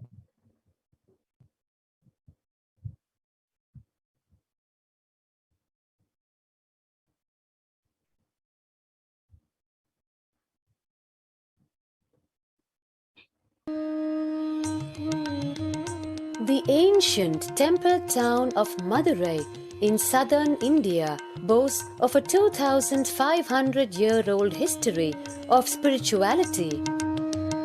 Historians trace Madurai's existence back to the 3rd century BC, making it one of the oldest continuously inhabited cities of the world. Legend says that Madurai was established by the cosmic mother herself, who incarnated as Princess Meenakshi, daughter of the pious king Malayadwaja Pandian. An able queen and a fearless warrior, Meenakshi expanded her empire right up to Kailash in current China. But when she came face to face with the Lord of Kailash, Shiva himself, she recognized him as her eternal consort and dropped her arms to become Shiva's companion for life. With Shiva, also known as Sundareshwara or the Beautiful Lord, Meenakshi reigned over her kingdom for a glorious 166 years. In course of time, with the rise of Jainism as a religious force, Madurai too fell to its powerful influence, and Shaivism all but vanished from the sacred kingdom where Shiva himself had once walked the earth. The renaissance of Shaivism in sacred task of a child incarnation, Tirunjana Sambandar, one of the 4 visionary saints of Shaiva Siddhanta tradition. The story goes that as a baby, Tirunjana Sambandar was once nourished by the milk of enlightenment from the cosmic mother herself.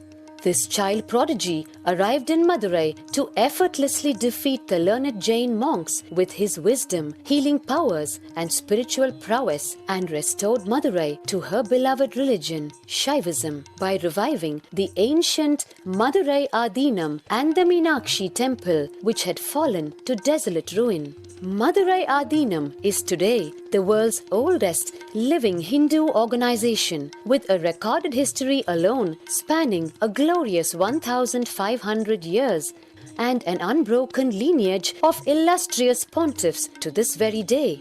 Over the centuries, Madurai Adinam has been patronized by the likes of Tipu Sultan, Robert Nobili, and the poet saint Vallalar.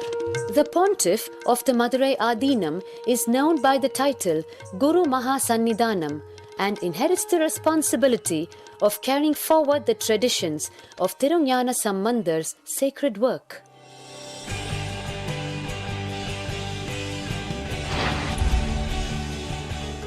On 27th April 2012, a new era began in the history of Madurai Adinam. The 292nd Pontiff, Srila Sri Arunagirinatha Jnana Sambandha Desika Paramacharya Swamigal, guided by intuition and inducement by Lord Shiva, coronated a charismatic young saint as the 293rd Pontiff of the Madurai Adinam. An accomplished yogi, a pragmatic social visionary, and an adept in mystical sciences. His Holiness Paramahamsa Nithyananda is revered as a divine incarnation by millions worldwide. Within weeks of his ascent to the sacred throne, he brought about sweeping changes to the Adinam, including the renovation of the ancient monastery, Annadan, free food for thousands every day, free medical camps, yoga classes, scriptural study, spiritual healing, and meditation programs. The traditional Adinam now has a website, and thousands participate in the morning worship and spiritual talks via live streaming and two-way video conferencing. Vast properties belonging to the Adinam are being reclaimed from illegal encroachment. Its numerous temples are being restored to sanctity, and the neighboring villages are being adopted with basic amenities, education and medical care being provided for all. His Holiness dreams of an authentic Vedic renaissance for which India has already waited too long. Here, I take the commitment of making Madurai Adinam as an international religious organization. We will fulfill all the responsibilities of Madurai Adinam, make Hindu tradition, Saiva tradition alive, lived, celebrated all over the world. With a brand new pontiff at its helm, Madurai Adinam promises to be more than just another traditional monastery. As a whole generation turns to spirituality for answers, the changes at Madurai Adinam mirror the changing role of spiritual organizations today as power centers and guiding forces, forging the enlightened government of the new world.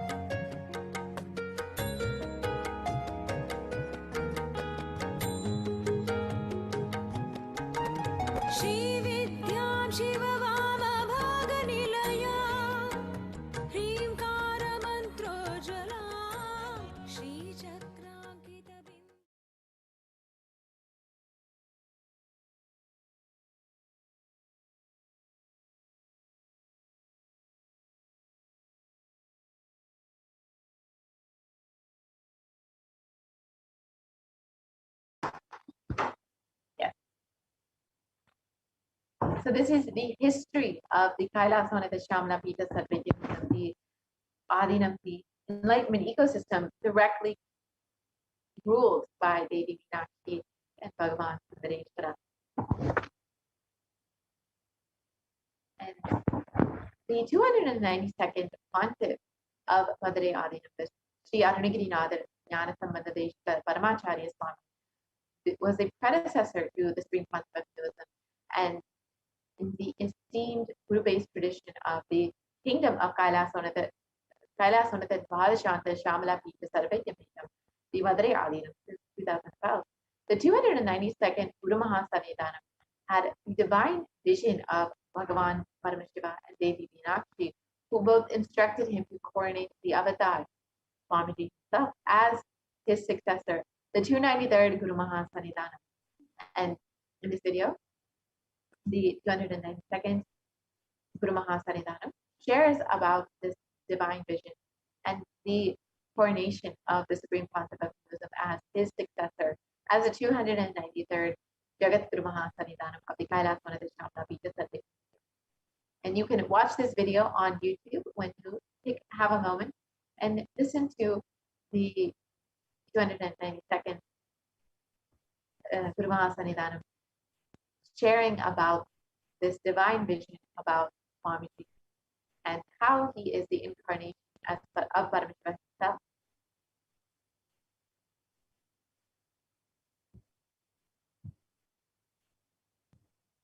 And here you can see the coronation of the Supreme Point of Hinduism as the 293rd Jagat Guru Mahasanidhanam of the Kailasa'S Shamala Pita.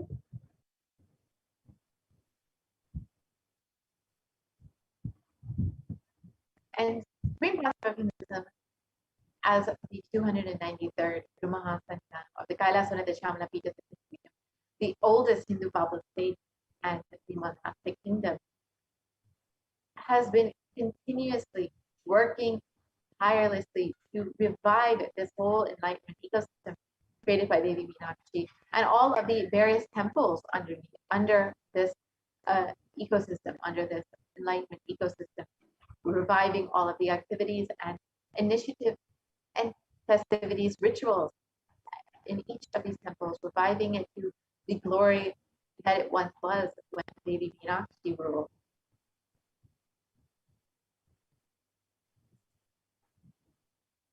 And here you can see the Supreme Point of Hinduism, who has been declared as the successor of the Arunachala Savinipitam by the Guru Parampara at the age of 16 on the 24th of May, 1994.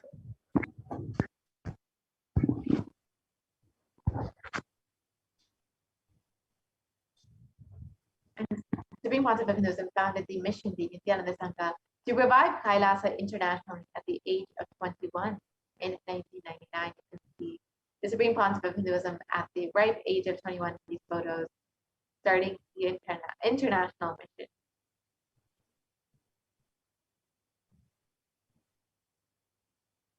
And Supreme Point of Hinduism founded the Adi Kailash Sarvanipeetam at the age of 24 on the 4th of November 2002.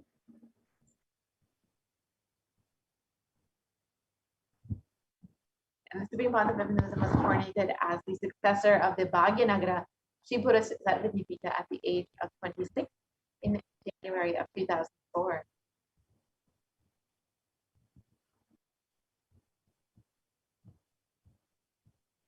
And the Supreme Point of Hinduism is the incumbent emperor of the Suryavamsha Sarangi Samrajyam of the Suryavamsha lineage, and he was coronated as the incumbent emperor at the age of 26 on the 31st of December 2004.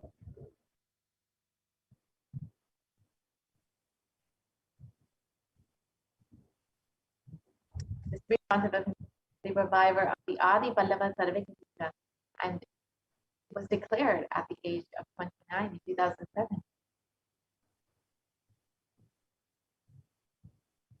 And the Supreme Point of Hinduism has been coronated as the successor of the Kashi Sarvanipeetam at the age of 30 in 2008.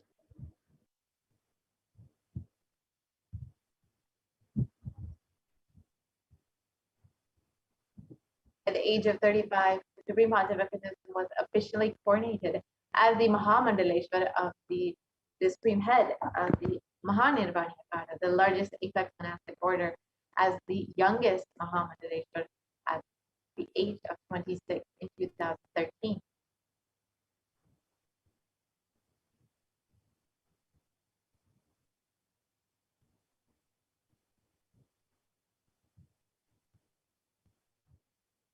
And the supreme point of Hinduism has been declared as the Acharya Mahamandaleshwar of the Attalakara, the oldest monastic order in Hinduism, by the Acharya Mahamandaleshwar Sukadevanandaji and the then incumbent spiritual head at the age of 35 in 2013.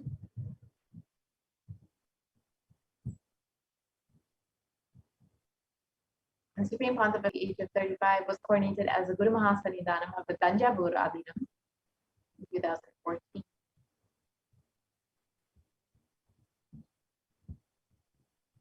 And the supreme pontiff of Hinduism was coronated as the Guru Mahasannidhanam of Tiruvallur Adinam at the age of 36 in 2014.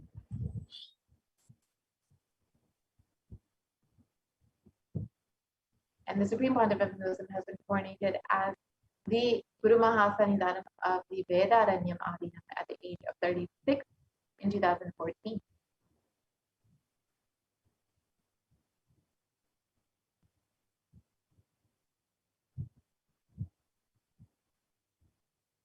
And the supreme pontiff of Hinduism has been coronated as the Guru Mahasannidhanam of Dharmamukta Swargapuram Adinam at the age of 37 in 2013.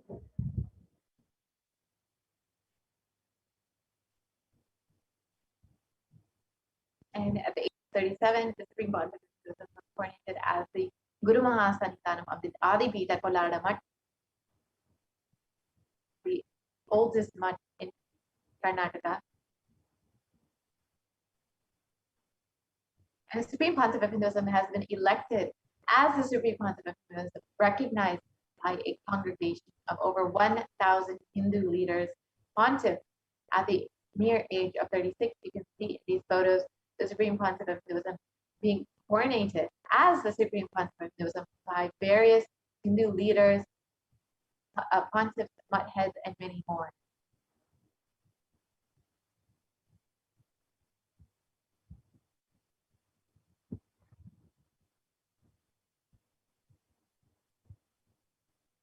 And the supreme pontiff of Hinduism is revered as the most prolific and most viewed guru in the digital world. And his books have been read and his videos have been watched by 1 billion plus Hinduism.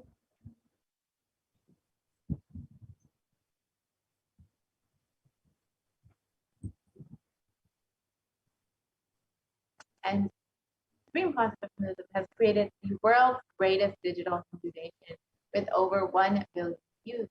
And you are welcome to join the greatest digital nation. And you can connect with us on 1,100 plus Facebook pages, over 50 websites, over 102 Instagram channels, 70 initiatives, 458 YouTube channels, 128 Twitter channels, and many more.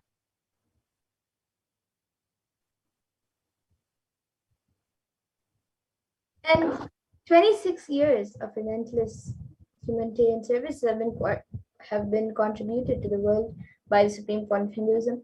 And few of the initiatives taken is the initiatives including free vegetarian food banks, medical services, natural disaster reliefs, women empowerment initiatives, conflict resolution and peace initiatives, sustainable Hindu practices through various international agencies and bodies.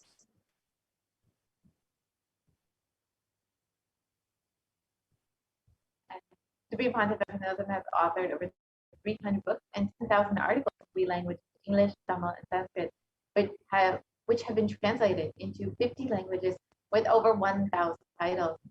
You can see all of these that are available online freely for anyone to download and enjoy. You can just see a few of them in English, French.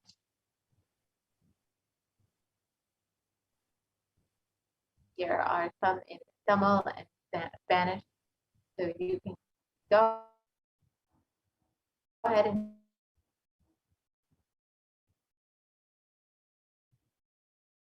visit the Kailasa.org, really available to download and enjoy.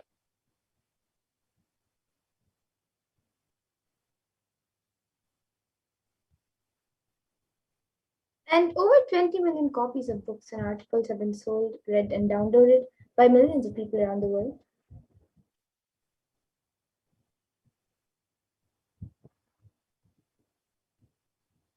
Supreme Pontiff of Hinduism has established the largest Hindu library with over 1 million books, 1 million only scriptures, and over 20 million digital books.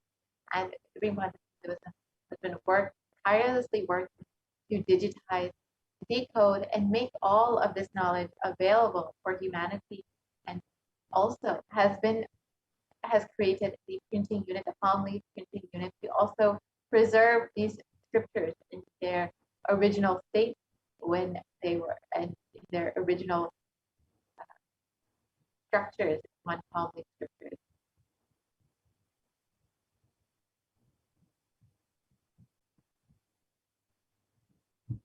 And the Supreme Point of Hinduism has over 10,000 hours of discourses delivered to the world, and it has been watched by over 1 billion.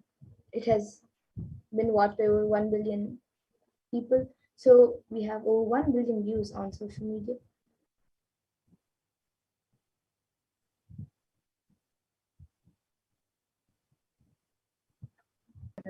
Has been respected as the commentator of all sacred scriptures such as the Upanishads, the Bhagavad Gita, the Shiva Sutras, the Yoga Sutras, the Ashtavakra Gita, the Jain Sutras, and many more.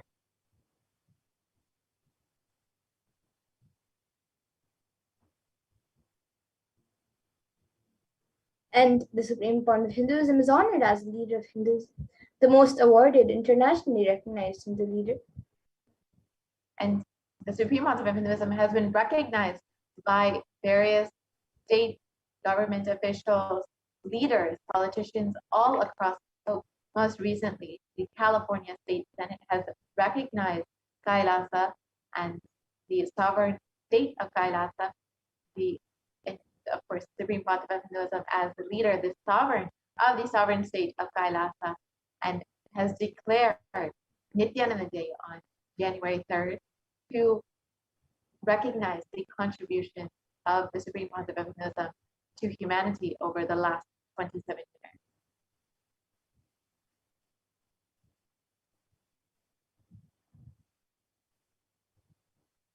And the Supreme Point of Hinduism has also been acclaimed as one of the top 100 spiritually influential living personalities by Watkins Mind, Body, Spirit magazine.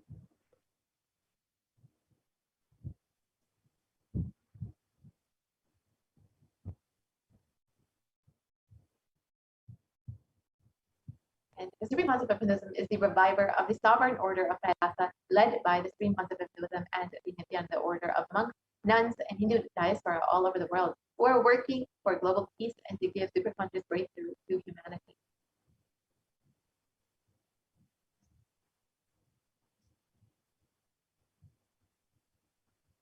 And the Supreme Point of Hinduism is the establisher of the largest Hindu university in the world, with satellite campuses in 150 countries.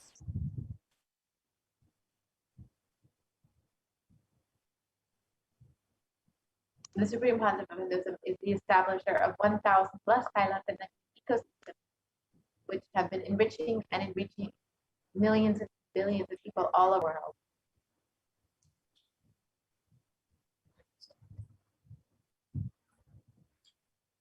And the Supreme Point of Hinduism is the founder and reviver of the world.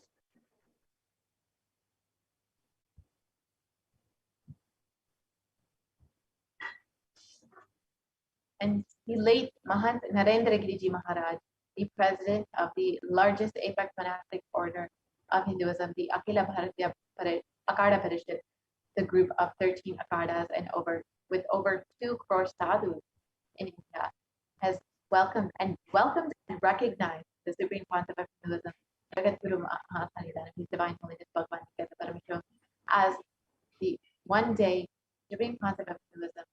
Swamiji is going to be called as the Vishvadeva, the Guru of the whole world, and he is going to be the spiritual guide for the whole world.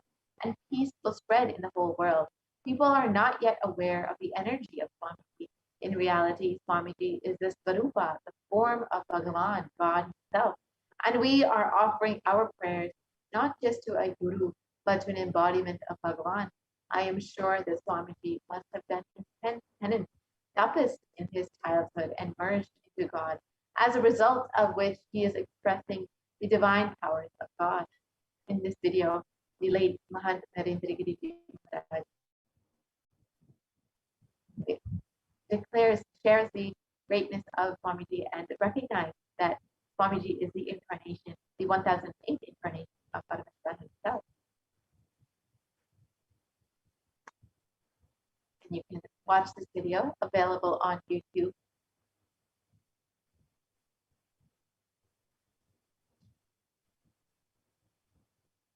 And just like late Mahant Narendra Giji Maharaj, various other heads of mats and akaras have spoken about the Supreme Pontiff Hinduism.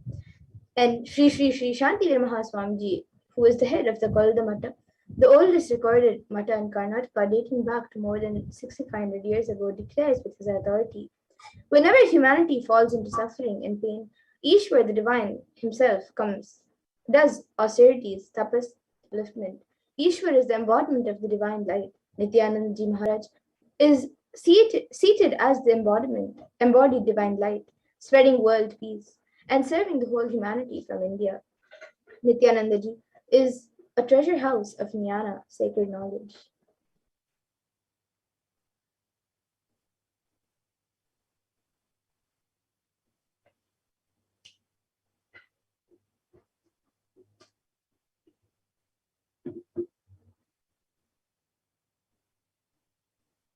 And this video is available on YouTube, and all of you can watch it as well.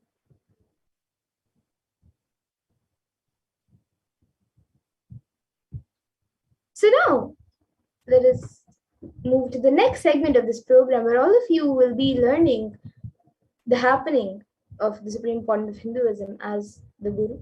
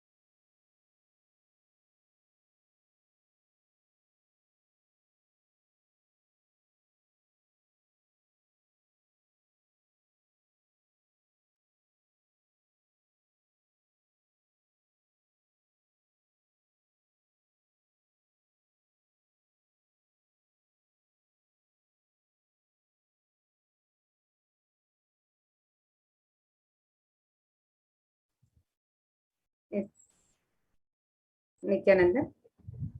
So now we'll look into the life of Hinduism as Guru, his dimension as Guru,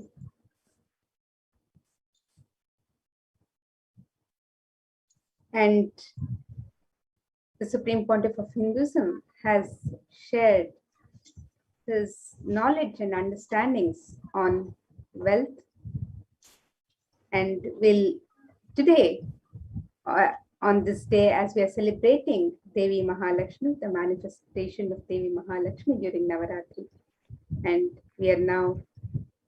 we'll look into this dimension of wealth that Swamiji has shared with us.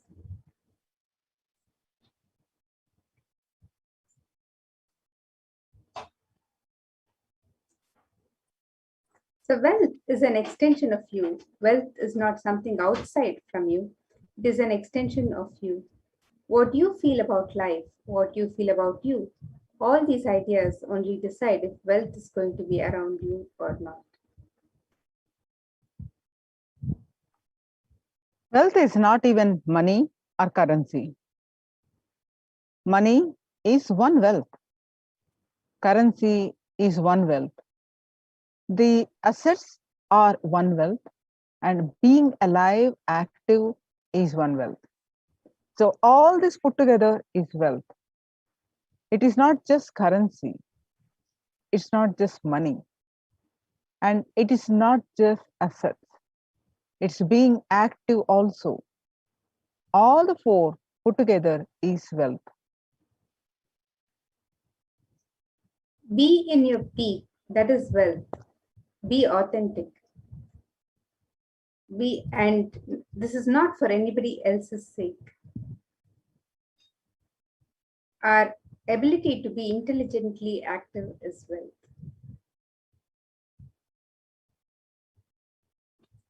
Possibility is wealth. Understand? The possibility you carry in your is Lakshmi. The decision not to have incompletions, anything and everything you carry is your Saraswati. Making it happen is Durga. That is all is life.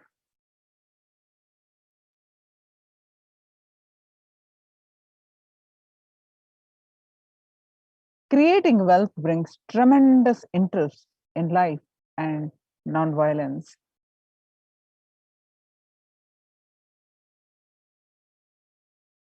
Is a byproduct. You need to put your energy in the direction of wealth, not in the direction of currency. Currency should be your byproduct.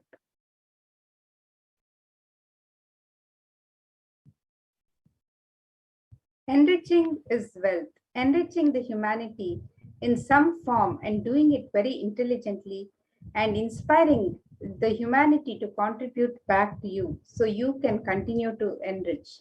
That is wealth consciousness.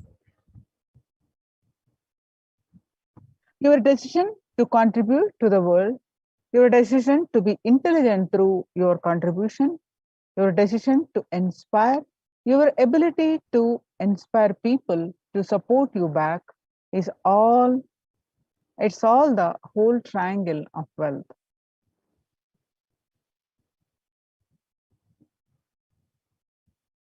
And abundance from the source. Abundance is overflowing ecstasy, confidence in you that you can exist. Your existence is joyful, blissful for you. The word has nice meaning, abundance. Bund means bank. Abund means without bank. Dance, jumping without a bank, jumping without a bund, abundance.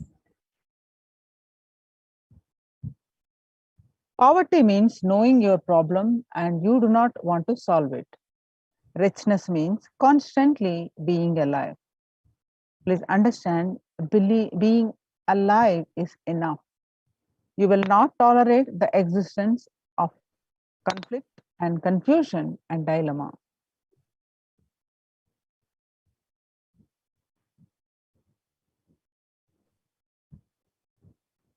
Now let us watch a video, Abundance from the Source, a breakthrough webinar by Swamiji.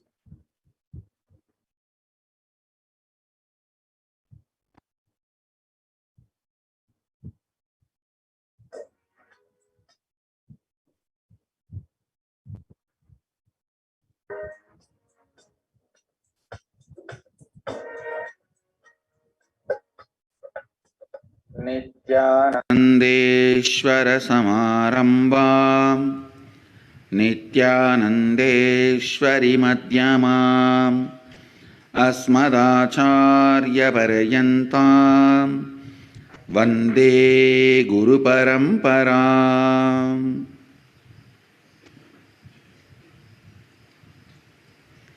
I welcome all of you with my love and respects. The special webinar, Abundance from the Source. Please understand, actually I am in the mood of giving the last word on this subject. That's why quickly I am entering into the subject. I don't want to waste your time. I don't want to waste your listening. I'll give you the last word on abundance. Please understand. Wealth, money, abundance, even though all these words look like they are same or synonymous, it is not. Please understand, money is directly controlled, manipulated by few people who keep that concept alive. When brilliantly, intelligently, few people play with your greed and sell you some concepts and make you work for those ideas, that is money. Money is not abundance. I am not saying for abundance money is not required, but I am saying money itself is not abundance. Please understand. Abundance is overflowing ecstasy, confidence in you that you can exist. Your existence is you and the people around you. Please understand. It may be looking very mystical. I'll explain step by step.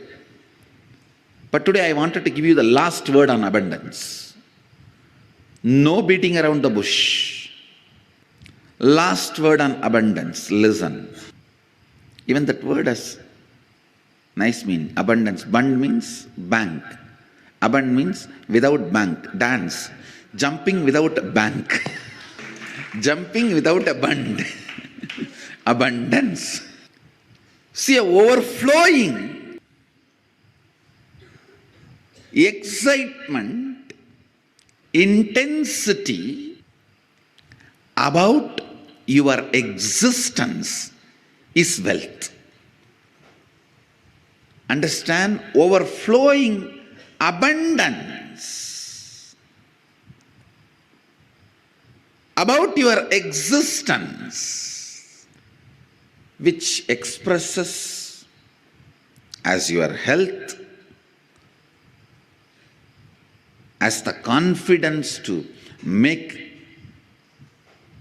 whatever you want, as a strength to manifest everything you need, and not attacked, disturbed, destroyed by the so-called social impossibilities put on you. Please listen. Society puts impossibilities on your head so that you can lose the idea, you can lose the purpose, you can lose the goal of your existence. Please understand. Man who remembers his purpose and goal can never be manipulated or controlled. He will always be living in abundance. If you want to enslave somebody, first thing you have to make him forget his goal. Yesterday we were having Ashramites meeting. I was telling, the man who remembers his goal is the wealthiest man in the world.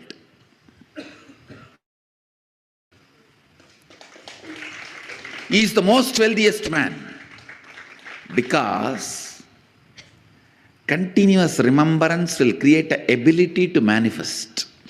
Some of the basic truths about abundance need to be internalized. Please understand. The real abundance is awakened feeling. That's the essence. Experiencing an awakened feeling physically, mentally, in the muscle memory level, biomemory level, and bioenergy level. Experiencing awakening is abundance.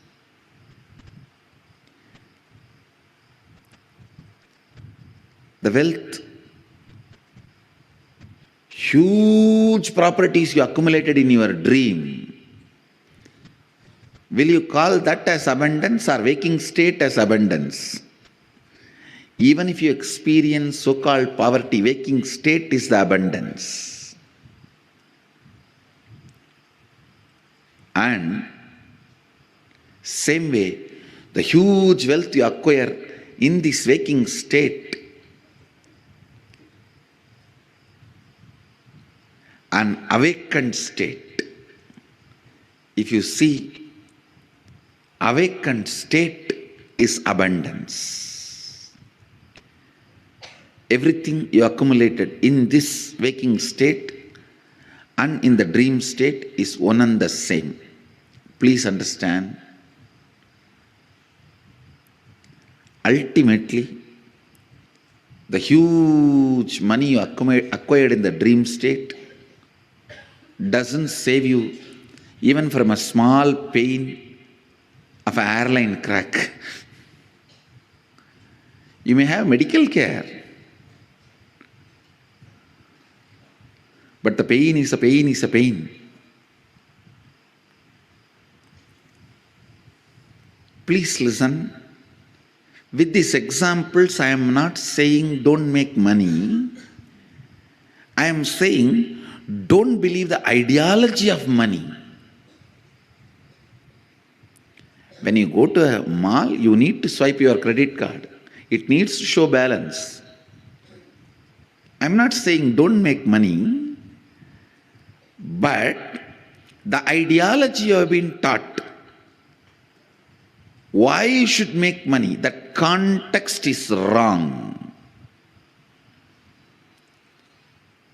You sell your health to get the wealth and then you go on spending your wealth to gain the health back. The idea, the concept with which the wealth is generated, you have been asked to work, is wrong. Doubt that. How you feel. Actually, this was told to me by my guru. If you feel every rupee added to you makes you more rich, you should feel much more richer by every long breath added to you. Every long breath, the energy it awakens in you, energy it radiates through you, is equivalent to every rupee accumulate. He told in the sense of that the Kundalini energy which is functioning in your system is more important than wealth. Let me explain more detail. Please understand. Poverty is nothing but deciding to live without finding solution for your problem. Somebody came to meet me. The person knows all his problems. Almost 6-7 hours we were discussing only his problems. He himself says, I am not interested in solutions, Swamiji. I told, be aware of negative people. They will find a solution for they will find a problem for every solution.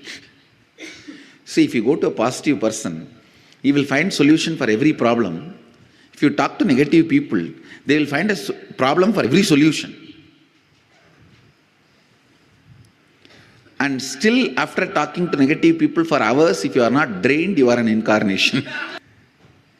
Poverty means knowing your problem does not want to solve it. Richness means constantly being alive. Please understand, being alive is enough. You will not tolerate the existence of conflict and confusion and dilemma. All I am requesting you to get out of poverty is just increase the number of your waking hours. Nothing else. Reduce the tiredness and boredom. The time you worship Nidra Devi Puja, reduce that time, that's all. Increase the number of waking hours, I tell you, because by your nature you cannot survive with dilemma and conflict. You will start finding solution. You will push yourself towards the solution. You won't keep quiet. The meekness, weakness in thinking through about your existential problems is poverty. Listen, meekness and weakness about thinking through in your existential problems is poverty.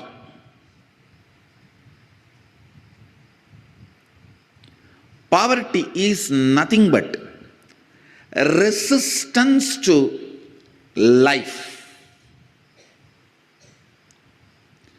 Poverty is nothing but directly, indirectly cherishing and enjoying death. That is why for abundance webinar, I have kept Kalasamhara Murti here. By killing death, only you will manifest abundance. Poverty is nothing but direct, indirect way of worshipping death. Winding yourself or hiding yourself into boredom, into tiredness is poverty. That is worshipping death. Every moment you are tired and bored, hide yourself into your bed. You go through the part-time death. Anger is part-time madness. Madness is full-time anger. Boredom is part-time death. Death is full-time boredom. Boredom is part-time death. Death is full-time boredom. The idea you carry, resources are, and people have to fight for it, is stupidity. Stupidity. Understand? Resources are limited. People have to fight for it. is stupidity. Society teaches such concepts due to unconsciousness. Actually, I don't even want to complain on society because nobody calls society exists. It's all your unconsciousness put together is called society. It's an unconsciousness, tiredness and boredom of all of you is put together is society. I tell you, being content is the most stupid word people use to hide their hypocrisy. Being in completion is different. Being content is different. The so-called content is used always to tell people, you keep quiet, but I will make wealth. That's the biggest social hypocrisy. People who teach, be content. You be content, but I'll go on making wealth. The word content is the most stupid, hypocritical statement. Being in completion is different. Being content is different.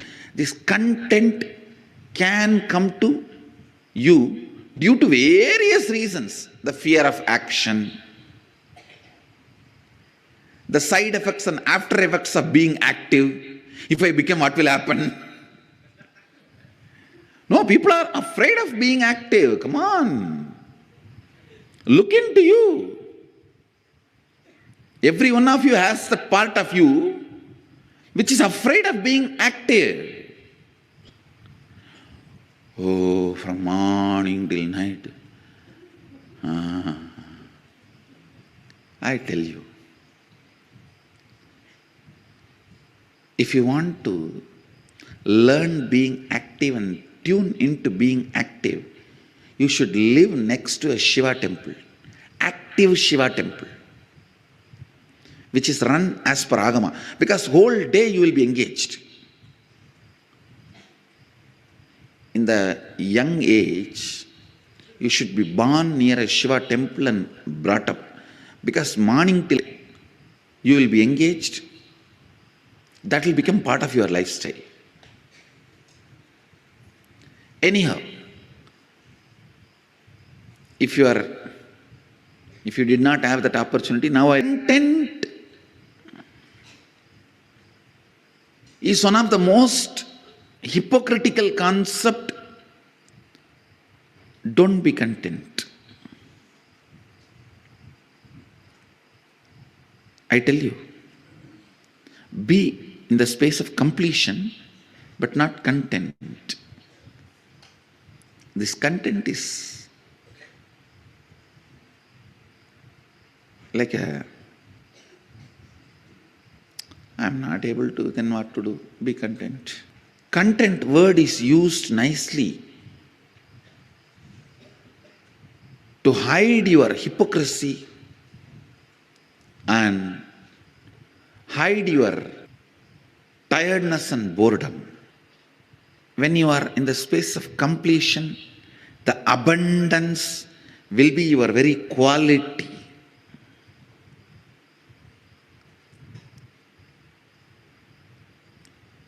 When you are content, it is not necessary. The feeling abundance will be your quality.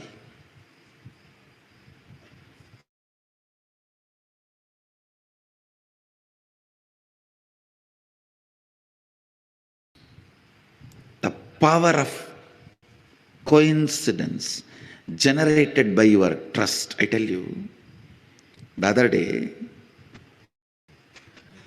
one of my ashramites was explaining to me how another ashramite is feeling that whatever she wants, Swamiji will fulfill it, and he is fulfilling. I told her, this trust. And due to this trust, the power of coincidence happening around her is the greatest wealth can happen to a human being. Understand that trust, completion, you generate within you.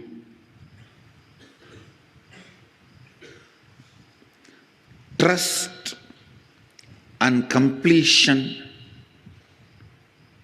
you awaken within you is the ultimate wealth,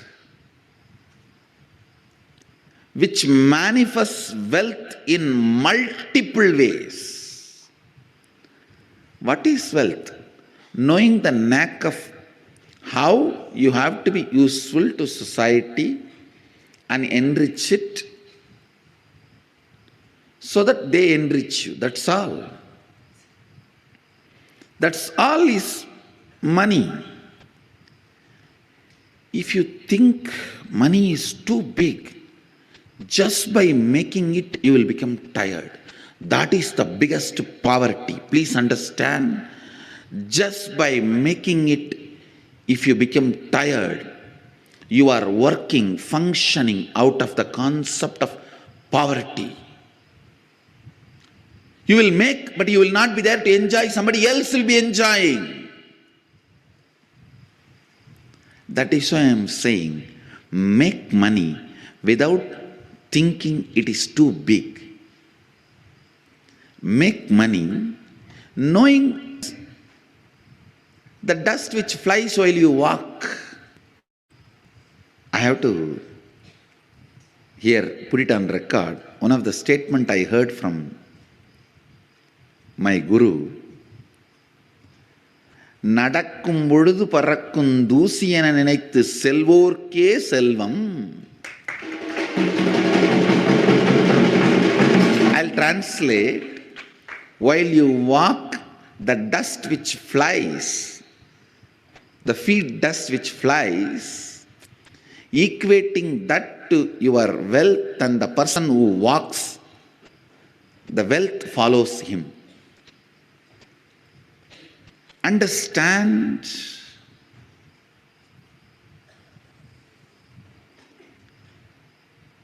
the powerfulness you demonstrate,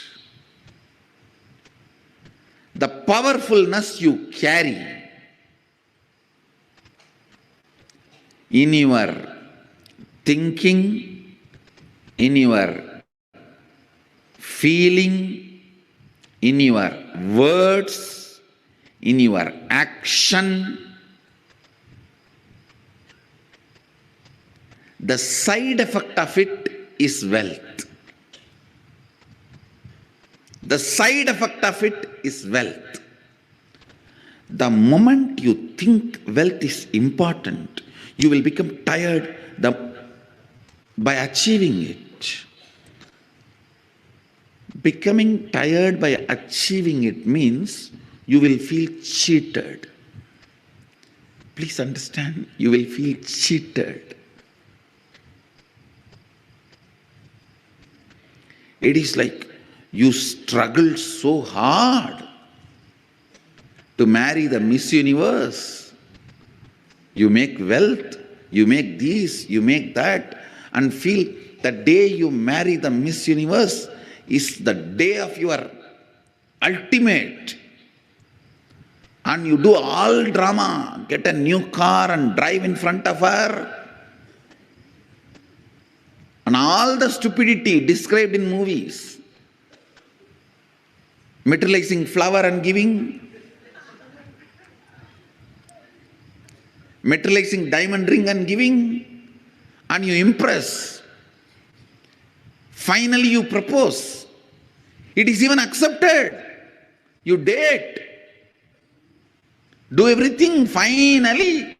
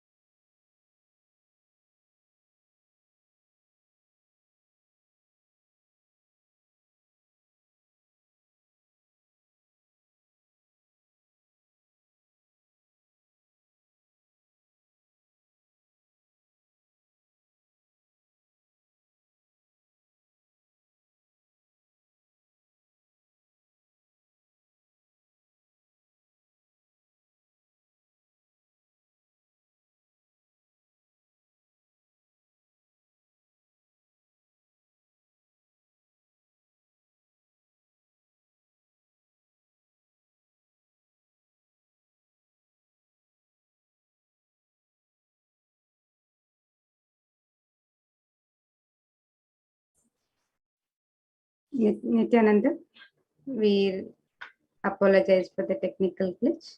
We'll be resuming the satsang where Swamiji speaks about the abundance from the source, the right understandings of wealth.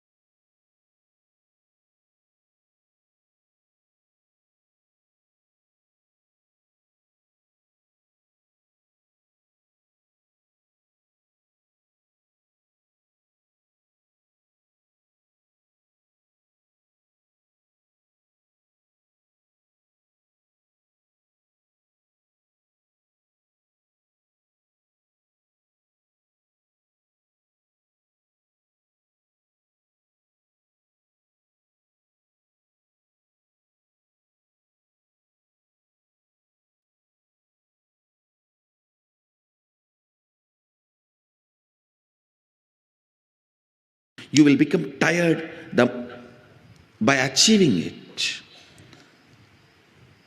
Becoming tired by achieving it means you will feel cheated.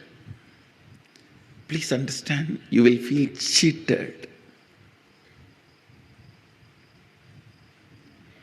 It is like you struggled so hard to marry the Miss Universe. You make wealth, you make this, you make that, and feel the day you marry the Miss Universe is the day of your ultimate. And you do all drama, get a new car and drive in front of her. And all the stupidity described in movies. Materializing flower and giving. Materializing diamond ring and giving. And you impress. Finally you propose. It is even accepted. You date. Do everything. Finally you got married. And you landed in Miami for honeymoon. That night you realize it is not even she, it is he. That is exactly will happen to you if you think wealth is everything.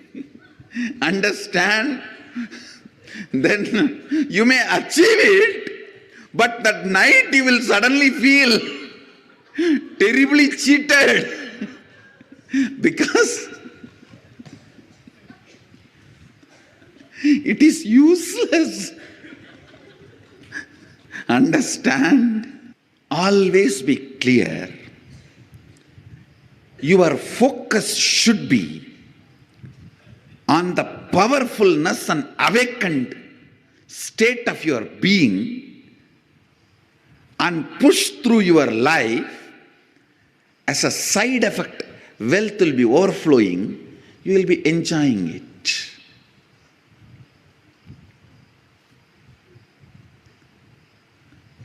Uneducated are those who are in schools. Poor are those who think money is only wealth. Poor are those who think money is the only wealth. If somebody thinks money is the only wealth, how he is going to be cheated? He will discover it is not Miss Universe, it is Mr. Universe. You won't realize on the day of the honeymoon, only on the night of the honeymoon you will realize. Understand?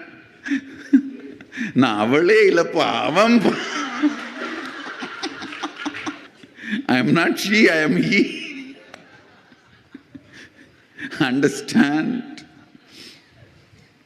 If you think money is the only wealth or abundance, you will terribly feel cheated. Let your focus be on the powerfulness, completion, awakening of your bioenergy, the Kundalini Shakti, strength. Strength of Kala Kala, the Kala Kala, the Lord who killed death. Strength of the Kala Kala, Lord who killed death, temporary and permanent in your system. Abundance is from inside to outside. Inside to outside. Let your focus be on inside. And I guarantee you, you will manifest in outside also much beyond your plans. Understand? Manifesting much beyond your plans is abundance. Feeling you can't manifest for your plans is poverty. That's all. Manifesting beyond your plans is abundance. The source of abundance is your bioenergy, the Kundalini Shakti. Taste Kundalini Shakti at least once. That is why I am inviting every one of you to come and experience Nitya Dana Yoga program or Inner Awakening. Taste it once. You will see how the awakened bioenergy makes abundance and wealth as a side effect of your existence. Man who makes wealth as the side effect of his existence is rich. Man who makes wealth as the main purpose of his life will be cheated. How? You all know now.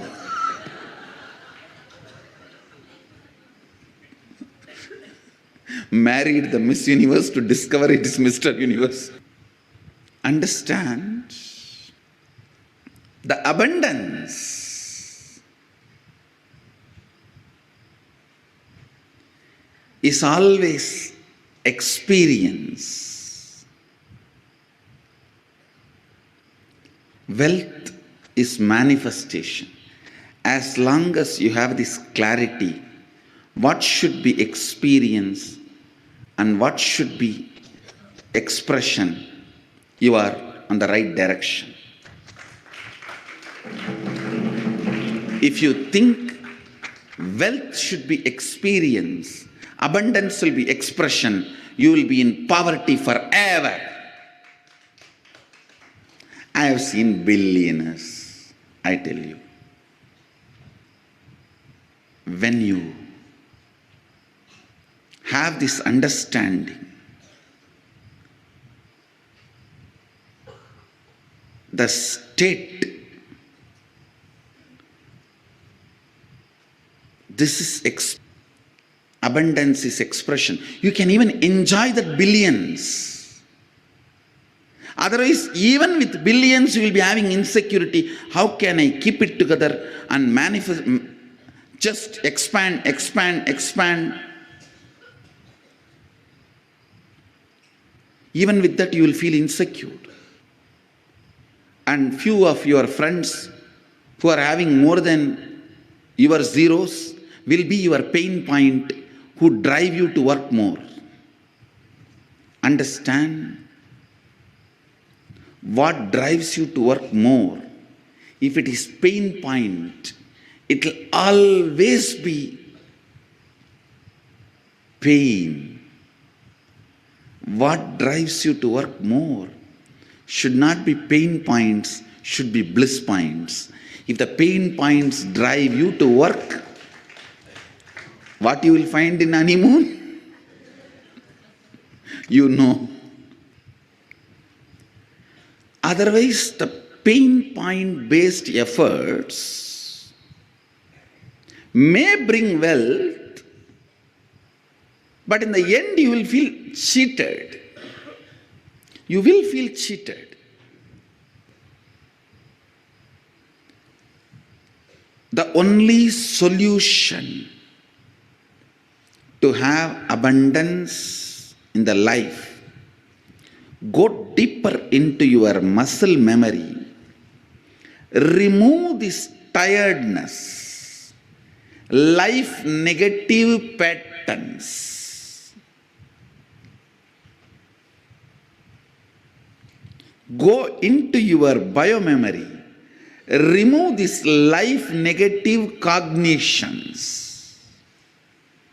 That is why I tell you, first step in abundance is yoga and the long breath. Breathing deeply and yoga is the first step in abundance. Because that is when even your muscle memory is ready for abundance. Go deeper into muscle memory, biomemory,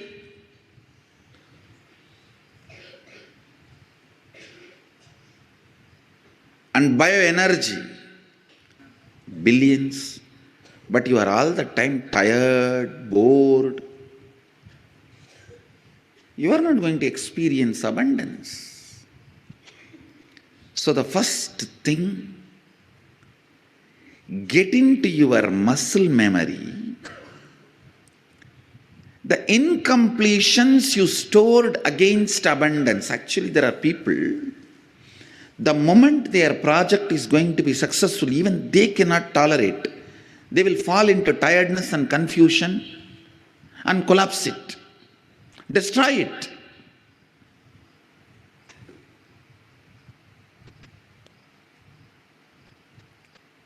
Get into your muscle memory and see, do you have that pattern? If you say, every time I start something, when it is about to happen, it collapses so much, it breaks so much, it's not happening so much, I think I am unfortunate so much. It is, if you have that kind of sufferings, understand, you carry that pattern in your muscle memory, pull it out and complete it. When you complete the patterns in your muscle memory, you can also awaken them and program them for the possibilities that can open up. One of the wrong beliefs you are all made to believe is, if you have wealth, you can't have health. If you have health, you can't have wealth. If you have energy, you can't have money. If you have, by the time you have money, you will not have energy. It's the worst delusion you are made to believe, which is not right. Just retain energy. Wealth will happen simply around you.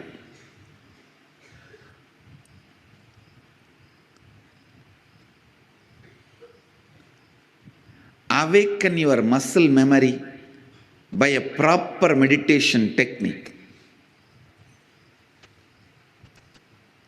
In next few days, we are going to have Nitya Yoga. That is an option you have. Or inner awakening program. Through any one of these, awaken your muscle memory systematically and complete the incompletions you have stored against abundance. If you carry the idea, oh, if I become wealthy, I may become arrogant. I have seen many wealthy people becoming arrogant, abusive. If you carry that idea, you will never allow the wealth to become part of you. Go deeper into your cognition, biomemory, where the cognitions are stored, biomemory, and remove the cognitions you have against abundance, boredom. If you complete that, you can manifest multiple powers which will just attract. Please understand, you carry certain magnetic power, magnetic energy field in your biomemory, which is responsible for attracting the type of people, situations around you in your life. Sometimes people come and tell me, I all the time attract the people who abuse me, Swamiji. Means you are enjoying it. You are very happy about that victim feeling. You think that is the best safe identity with which you can survive.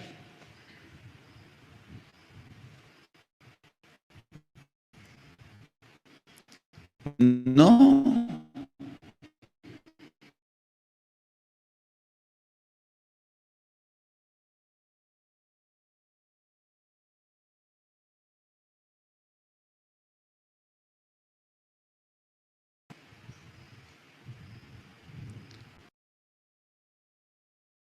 You are not sati, you are awakened. And with that awakened kundalini, clean up your biomemory and muscle memory. Actually, once your energy is awakened, God particle in you is awakened, doing completion will be so easy. Just by remembrance, completion will happen. Just by the decision I am completing, completion will happen. Completion will not be a spiritual practice, but it will be a spontaneous process. With awakened God particle, completion will become just a spontaneous decision.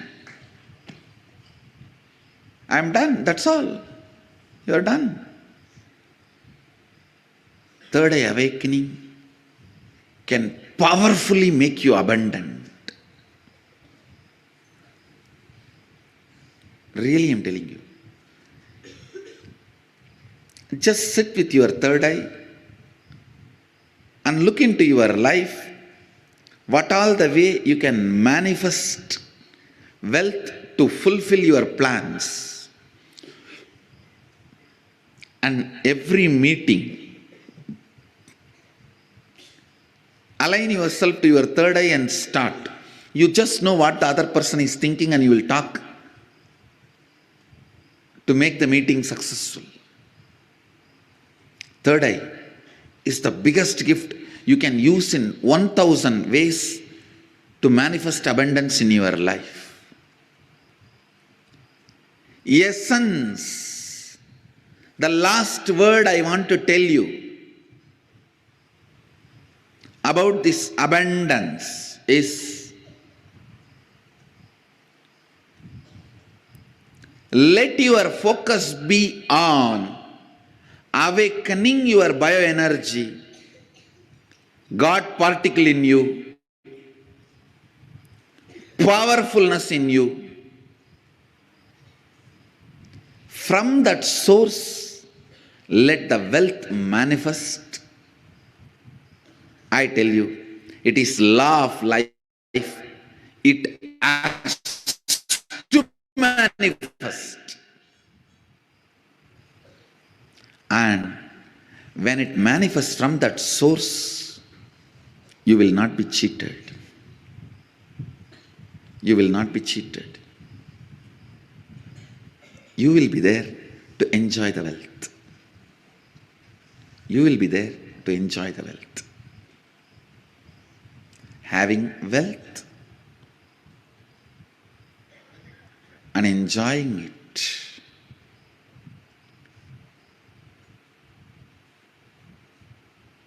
Essence of today's webinar. Focus more and more on awakening your bioenergy, Kundalini Shakti, God particle in you, and complete your biomemory and muscle memory. So with this, I'll answer some of your questions.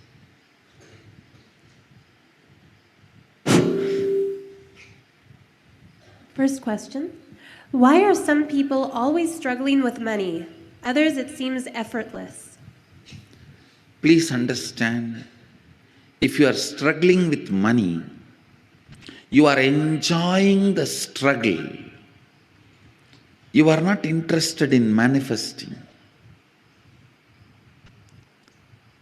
Please at least understand you are enjoying the struggle. You will feel abundance with your struggles. Oh, I want struggles and I have enough, let me enjoy it.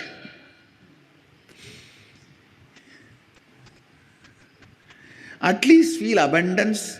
You want struggles, 2000 struggles around you, and you have 2500 struggles. Enjoy them.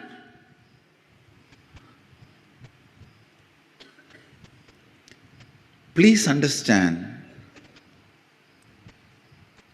there is no such thing as struggling with money. If you want to have struggles, you will have struggles.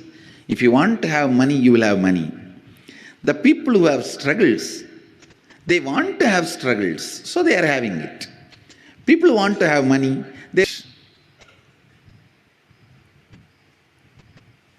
so decide, you want to have struggles or you want to have money, you will have it. That clarity should come to your biomemory and muscle memory. You will have what you want. Next. If you are not having something or have something you don't want now, does it mean you actually wanted it? Why would we want something that isn't good for us, like poverty, poor health, unhappy relationships, etc.? Please understand, in each of this, you have your vested interests. Many times, you visualize in poverty, you are free from all responsibility. You just want to be free from all responsibilities and commitment. Then you constantly visualize, entertain, cherish the poor life. When it actually lands on you, you say, no, this is not what I wanted. With is going to come, you cherish, visualize, entertain a thought current. After you attract that, you think, oh God, I think I missed it. Please understand, universe is intelligent and compassionate. It gives you only what you ask for, never anything else. And if you have manifested poor health, unhappy relationship, poverty, look in why you manifested. Why you manifested. And dig it out from your muscle memory and biomemory, the root patterns. Why you manifested poor health, poverty, unhappy relationships, and complete it, you will understand you always manifested only what you wanted, knowingly or unknowingly. Next. If I think of myself as a good person and spiritual seeker, but I feel challenged or struggle to make my financial and abundance goals come into reality, what does this mean about me and my connection with the source? You are not a spiritual seeker. You are just sick and broke. Please understand. The question, I have to read out the question once more. If I think myself as a good person and spiritual seeker, but I feel challenged or struggle to make my financial and abundance goals come into reality, what does this mean about me and my connection with the source? As I said, you are not seeker, you are just sick and broke. Because you don't have wealth, you are trying to console yourself saying you are spiritual. You just want to satisfy, console yourself, say, no, I may not have that, but I have this.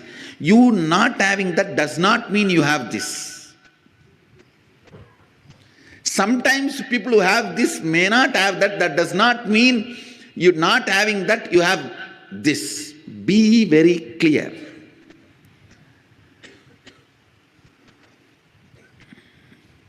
Mahadeva may be wearing Rudraksha.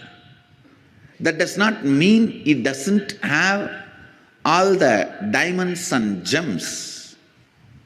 Please be informed properly. Do not try to console yourself by saying, I may not have spirituality. I may not have wealth, but I have spirituality. Because here nobody can challenge you. And everyone tries to console you. False consolations are what I call feeling stuck in life. False consolations is what I call feeling stuck in your life. At least this fellow who goes to honeymoon will find that night itself it is not she, it is he. But the fellows who are sitting with the false consolations, after marriage will not even be going for honeymoon. For elongated period they will be thinking it is she. They may discover it during the cremation or burial. They spend their whole life with he, not she. Understand, if you think yourself as a good person and seeker and you are challenged or struggling to make your financial abundance, if you are not able to make that into reality, be very clear. You are just living with false consolations. You are stuck. You just need a strong awakening. You just need to remember you are sick and broke, not seeker. Next. Can you please give deeper insight into Goddess Lakshmi and how to connect with and experience her? First thing, understand, do not connect with Goddess Lakshmi like an energy. No. Connect with her as a being, intelligent, living in Vaikuntha, and attends to your call the moment you remember her and request her or pray to her. Be very clear. Gods and goddesses are beings. Independent intelligence. Connect with Goddess Lakshmi as a being who resides eternally in Vaikuntha, but who is constantly available for your prayers and requests, calls, just out of her sheer compassion. And do not worry about your past failures. I tried to call and it may not happen, it did not happen, it happened off and all that. Forget about it. Now I am setting the right context and initiating all of you. Devi, respond to people who call you. And I am initiating all of you. Relate with her as a living, ever powerful, ever intelligent being, ever compassionate, ever showering being. Relate with her from this context. Simply she will respond to you. Simply she will shower you. And she herself will guide you, even to clean up the mess you created in muscle memory and the mess you created in your biomemory. She will love to support you, to clean you up and shower you with wealth. Because she is independent intelligence. I tell you,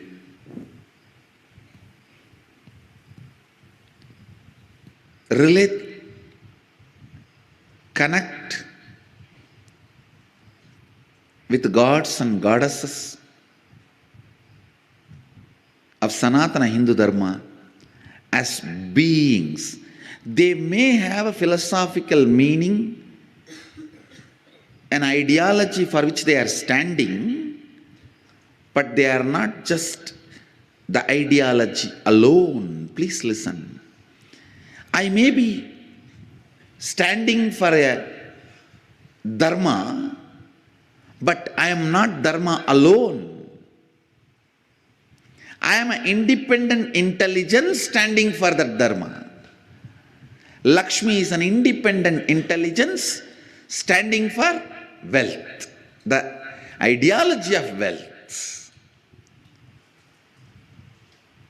Don't reduce the Lakshmi to just some energy and concept. Hinduism is not just cultural identity. It is spiritual, religious, cultural, and more identity.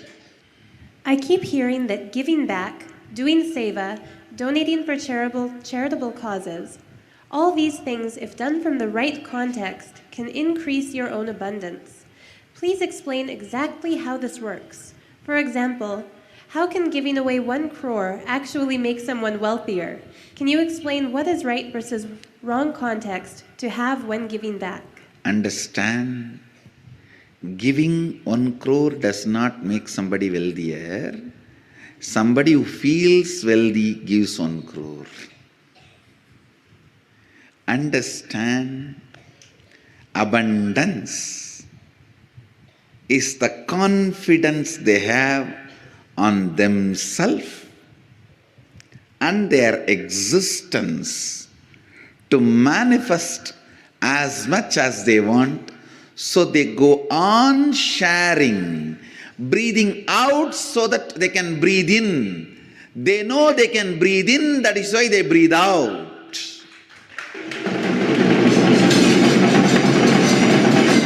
If you are doubting, will I be able to breathe in and hold the breath inside? You will be dead. They breathe out because they know they can breathe in. They share because they know they can generate. They share because they know they can create. They share because they know they can manifest. Understand? Giving 1 crore does not make you wealthier. Person who feels wealthier gives 1 crore. So, I first make wealthy people, then they give. Understand? Wealthy people, then they give. It is the... See, there are some truths existentially you feel.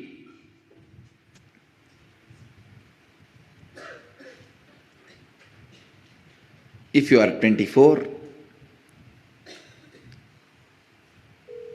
and you existentially feel you can build muscles, you can do it, you can do yoga, how? It is not just a belief, it is simply reality. Same way, experience, they can manifest wealth. Simply it is their existential reality. So they naturally share, understand. I make people feel they can breathe in, so they breathe out. If you know you can breathe out,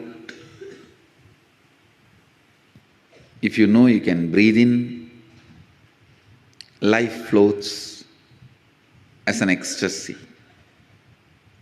That's it. Next question.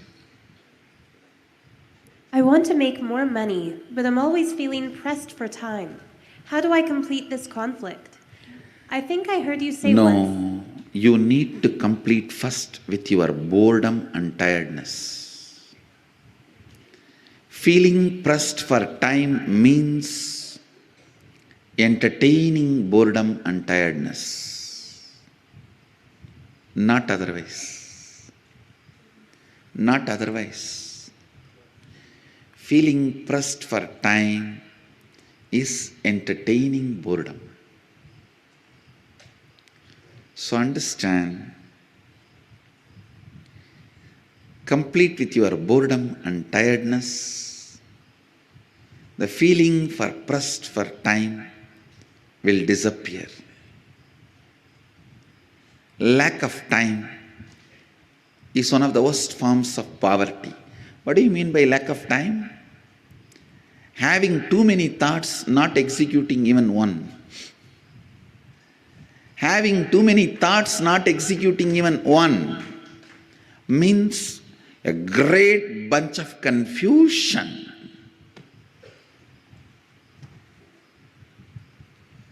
No, really, I have seen people, for every solution they will find a problem.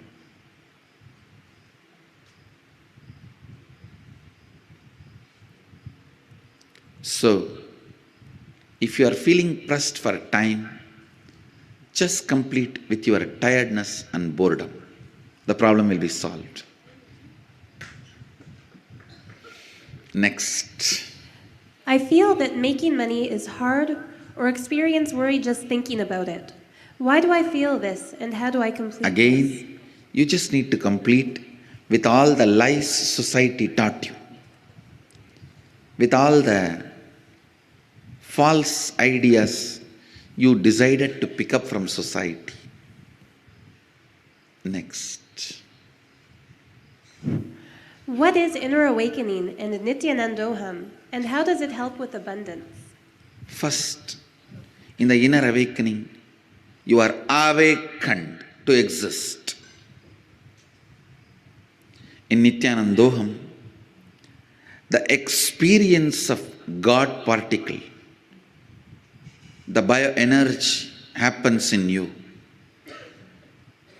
Naturally, health, wealth, abundance, everything becomes side effect of your existence. Just side effect of your existence. Come and taste it.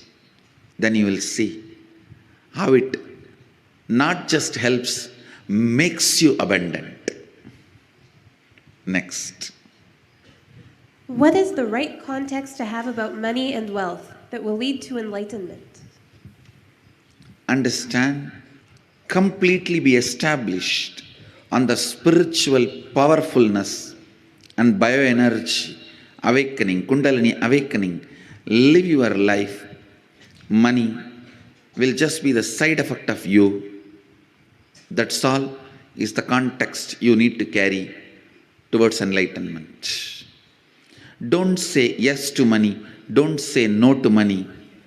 Just don't respond to it. It will be there behind you because it is a matter. Understand? Don't say yes. Don't say no. It will simply follow you because it is a matter. Next. What does creating the space in terms of abundance mean, and how exactly do you do it? Understand, when your bioenergy is awakened, when the completion happened in your biomemory and muscle memory, anything you visualize, you attract people, space, situations to make that into reality. You know how to manifest it, and the space, the intelligence to create the space itself is intelligent enough to fulfill it. So, with this,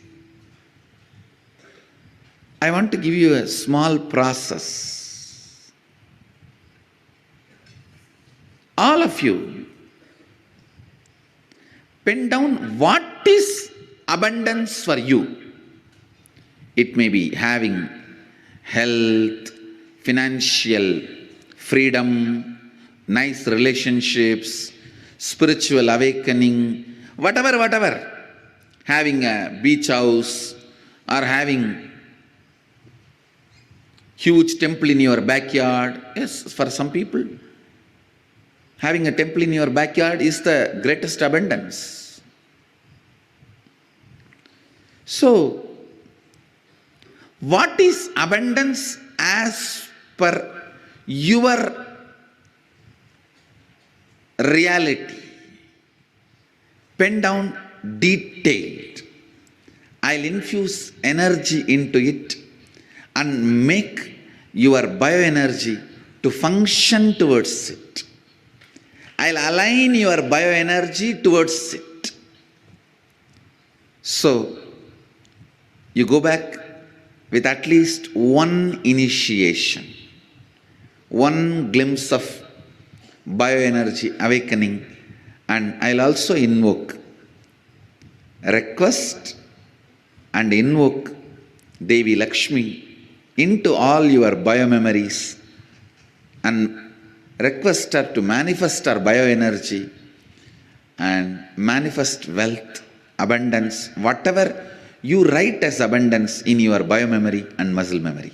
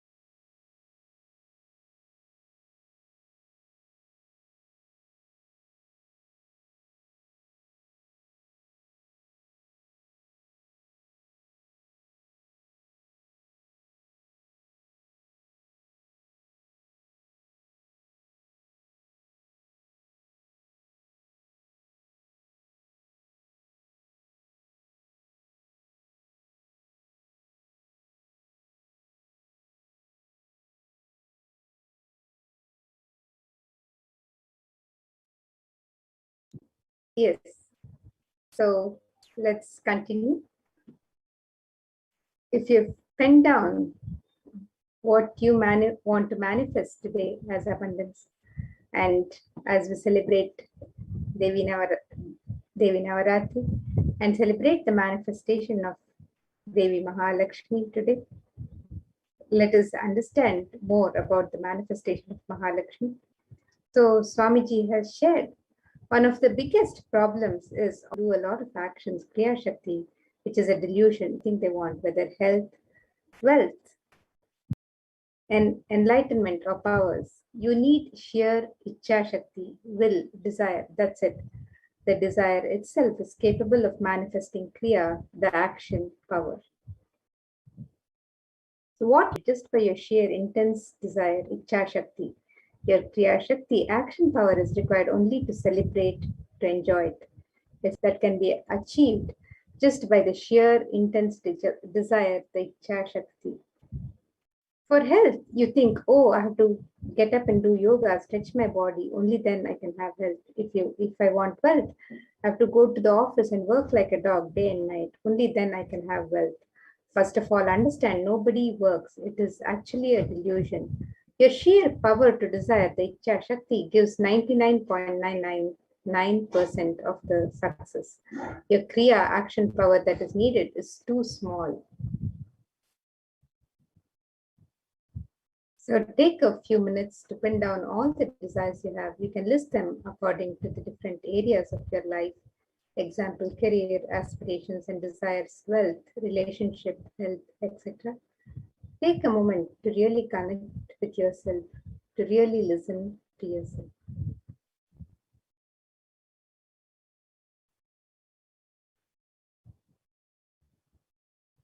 And with this, now we'll be moving into understanding the various offerings and sevas, the traditional sevas and offerings that we can offer to Devi Parashakti as our token of gratitude and celebrating Devi Parashakti happening this Navaratri.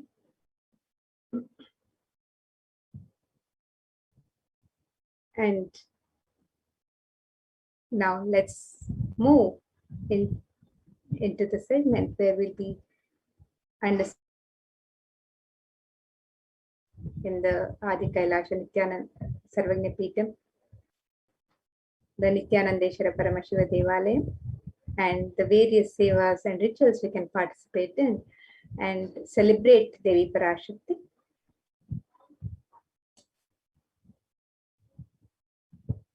So now let us get ready for the next segment. We'll be back in just a few minutes.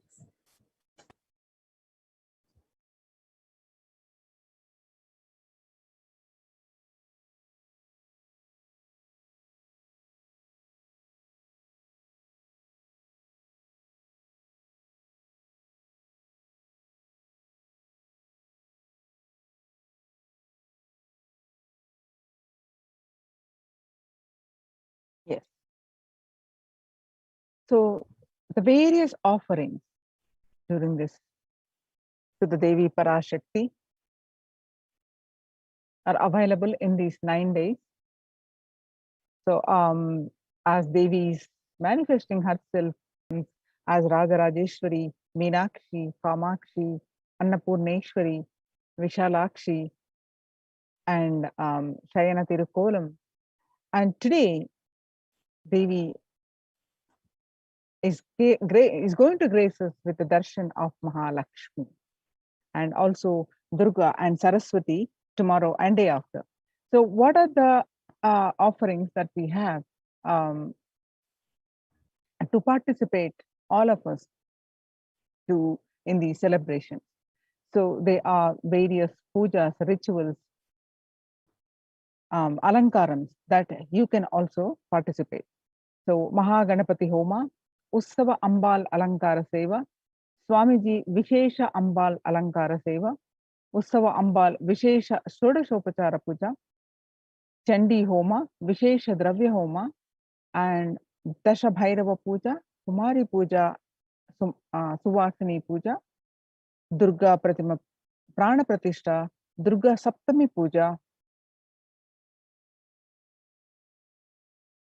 and Durga Saptami, Ashtami, Navami Puja Arati, Devi Mahatyam, Parayanam, and Durga Ashtami Puja, and Durga Kumari Puja, Durga Navami Puja, Ayudha Puja.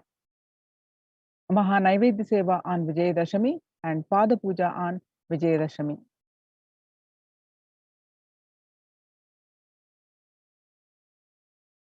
And Tulabharam on Vijayadashami. Ussava Venkateshwara Alankara Seva, as we are also celebrating Bhagwan Venkateshwara's Brahmosam.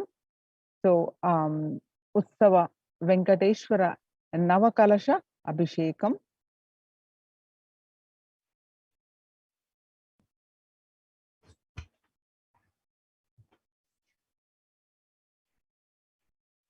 Yes, so we have the various sevas that we can offer to Devi Parashakti and Bhagwan Venkateshwara as we celebrate the Navaratri Brahmotsavam and the Venkateshwara Brahmotsavam, and the various Alankara Sevas that can be offered during this time. Alankara means decoration and also that which causes the deep sense of fulfillment. Alamkara, alam karoti iti alankara. So you can offer the Alankara Seva to the various deities, and you can sign up for all of these traditional offerings on the website www.kailasamailer.com/sevas. The cost of the Alankara Seva is $508. The next is the Utsava Ambal Alankara Seva. Every day, the Utsava Murti of Parashakti is decorated in her various different manifestations. Offering of the Alankara Seva to the deity of Parashakti bestows the deep fulfillment in life, thereby taking us closer to the Guru who liberates us from the cycle of birth and death. The Utsava Ambal Alankara Seva is $508.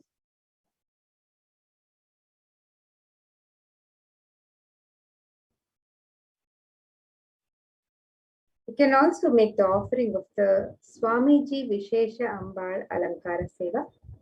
Every day, the Sachala Murti of the Supreme Pontiff of Hinduism in the Garbha Mandir of the Nithyananda Paramashiva Devalayam is decorated in the various manifestations of Parashakti, offering the Alankara Seva to the deity of the Supreme Pontiff of Hinduism bestows the deep fulfillment in life, thereby taking us closer to the Guru who liberates us from the cycle of birth and death. So one can offer the Swamiji Vishesha Ambal Alankara Seva, and the cost of this is $508. And we can also offer the Utsava Ambal Vishesha Shodashopachara Puja. The Utsava Murti of Devi Parashakti is decorated in her various manifestations and is worshipped with 16 sacred offerings that are favorite to Devi Parashakti. As part of it, a special Samputita Archana will be the 108 names of her manifestations, describing her divine qualities.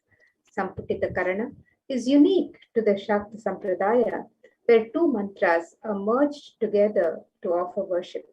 A select verse from the Devi Mahatmyam will be merged with the 108 names and the Archana is done. So you can offer the Swamiji Vishesha Ambal Alankara Seva, the Utsava Ambal Vishesha Shodashopachara Puja, and you can sign up for all of these offerings on the website www.kailasa'mailer.com/sevas. The cost of the Utsava Ambal Vishesha Shodashopachara Puja is $1,008. The next is the Chandi Homa, Vishesha Dravya Homa, Purnahuti. Chanting Sanskrit means brings out the latent powers that exist within us. Sanskrit mantras, when chanted by the power manifestors, Dvijas, are those who are reborn from the Shaktipata of Paramashiva. They manifest intense life positive blessings, literally clearing the air of any fire ritual. We have to have the cosmic permission to invoke Chandika Parameshwari in the Agni and worship her. While chanting the Devi Mahatyam, the fire ritual demands the japam or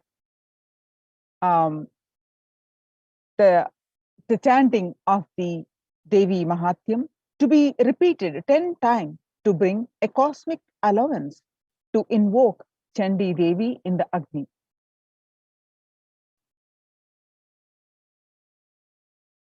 In order to do oblations into Chandi Agni for the 700 verses of Devi Mahatyam, the repetition of chanting the 700 verses should happen 10 times. This is what is known as the Shamsha. It is a powerful way to consecrate the very Vatavarana, spiritual ecosystems of the Yajnashala, of the place of the fire worship. The group will be chanting 10 times the repetition of Devi Mahatyam in the Yajnashala before the sacred water pot within which Chandika Parameshwari is invoked. The veneration can bring life positive changes to anyone who hears these sacred shlokas.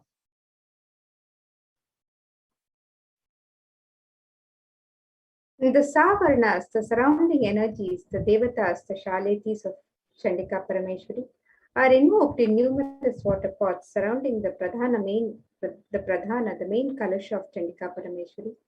The Yagashala is described in the scriptures to be in a 9 by 9 grid format, which has the Pradhana Kalasha as the central square of the mandala grid. Toranam represents the four Vedas protecting the Yagashala for negative energies to be warded off. The four Vedas are the most life positive vibrations that create a protective environment. Each Veda is involved in a firewall. Toranam is a garland of leaves from select trees prescribed by the Agamas. The occurrence of the banyan, people, Atti, and Purushu in the scripture is always associated with auspiciousness.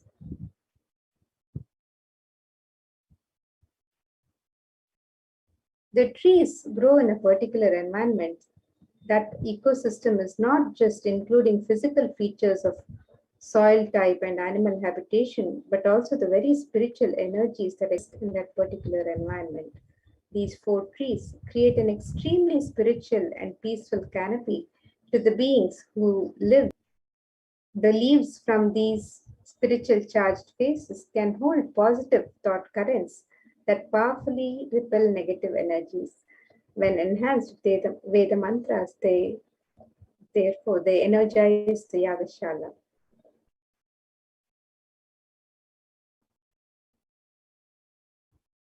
The Vishesha Dravya Homam is the offering of all the Sattvika Guna foods into the Agni Kunda. The gods of Brahma, Vishnu, Rudra, and Ananta are invoked within the Agni Kunda. The Agni Kunda top is said to be the very mouth of the gods, while the pit below the gods, in the Vishesha Dravya Homa, various fruits, cooked rice, and the coconut is offered as it represents the head of the Devata.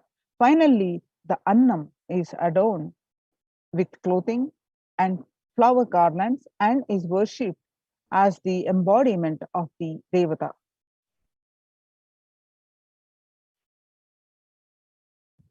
In the Punahuti Homa, the select offerings of turmeric, kumkum, and favorite dry foods of Devi, such as almonds, raisins, cashew, etc., are offered into the Chandi Agni right before the final offerings of Punahuti, which includes a sari, silver mangalyam, silver coins, and flower garland for Chandika Devi. The Mangalya Sutra is the auspicious thread that is tied when a woman marries. This is the thread as a medallion that symbolizes the chastity and elevates the woman as a goddess, a literal embodiment of Parashakti herself. This is the offering of silver, the highest metals that can hold and radiate energy. It is one of the rarest offerings made into the Chandi Agni when the metal itself is consumed by the Agni and given to the cosmic energy directly.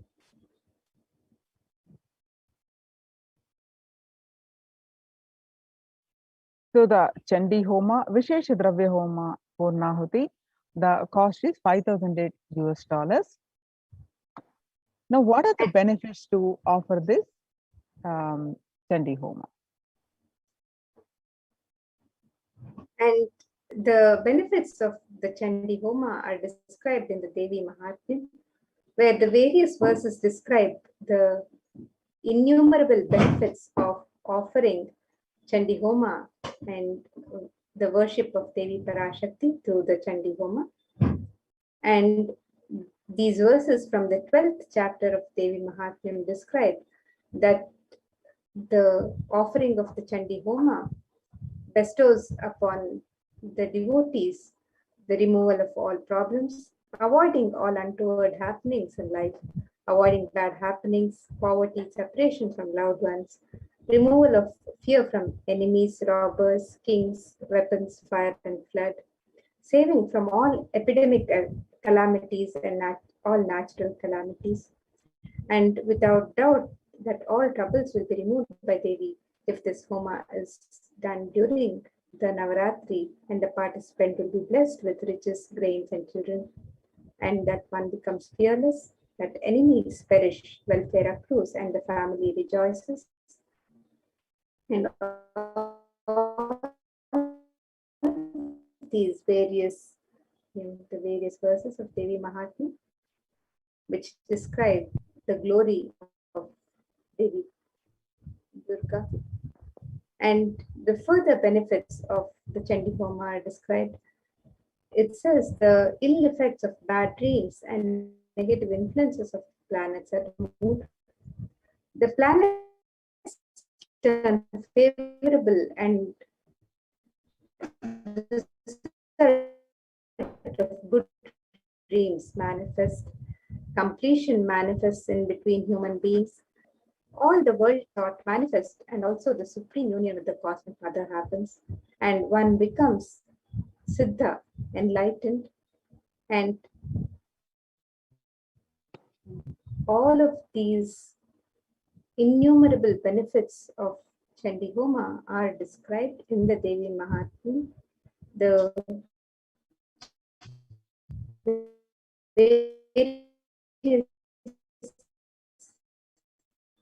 verses, the 700 verse, the Chandi Homa every day. Beings, initiated disciples and beings, chant the Chandi Homa and offer the Chandi Homa. So with the chanting of the Devi Mahatmya, the Devi is worshipped in all her glory. And further benefits of Chandi Homa are described in the Devi Mahatmya.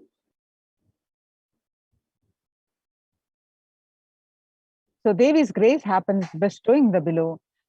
According to the Devi Mahatmya verse, chapter 12, verse 20, that perfect health manifests, all sins are removed, fear of enemies is removed, and one is saved even from the dangers of being alone in the forest, surrounded by forest fire, surrounded by robbers in the desolate spot, while captured by the enemies.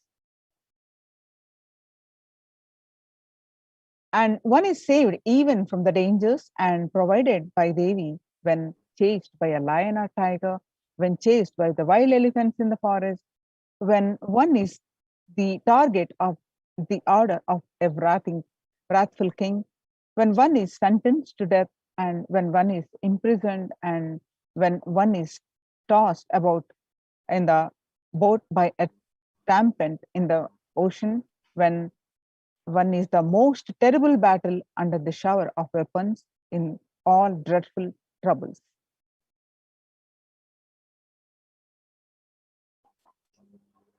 The black magic is removed, and success in litigations is achieved.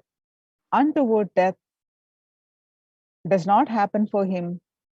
After natural death, he attains moksha, and all the world pleasures that are sought manifest, and also the supreme union with the cosmic mother happens, and evil possessions hunting the children are removed, according to Devi Mahatyam, chapter 12, verse 18. And the presence of all evil spirits are driven away, chapter 12, verse 20. And completion manifests in between human beings, chapter 12, verse 18. So to offer the Chandi Homa again, the cost is $5,008 US. And the next offering, the next ritual that can be offered to Devi Parashakti during these 9 nights of celebration of Navaratri. This offering is the Rajarajeshwari Ekadasha Dravya Abhishekam and Snapana Abhishekam. This is a very special offering where, as per the Shakta Agamas, 11 types of dravyams of Abhishekam, items such as rice flour, turmeric powder, jaladravya powder, panchamritam, milk, curd, ghee, honey, sugarcane juice, fruit juice, tender coconut water, and Gandhajalam will be offered to the Moolavar Rajarajeshwari in the Nithyanandeshwara Paramashiva Devalayam. Finally, the energized waters of the Chandi Homa Kalashas and the Shankha conch, which have been consecrated during the entire day by various powerful mantras and rituals, are offered onto the deity of Sri Rajarajeshwari Dev. And this offering, this ritual can be offered. You can sign up for this seva on the website www.kailasamela.com/sevas, and the cost of this seva is $1,008. And all of these offerings are made with the highest injunction, the adherence to the agamic injunctions as prescribed, and the Devi Mahatmyam is chanted 7,000 times by the 700 verses chanted by 10 beings. This Devi Mahatmyam verse describes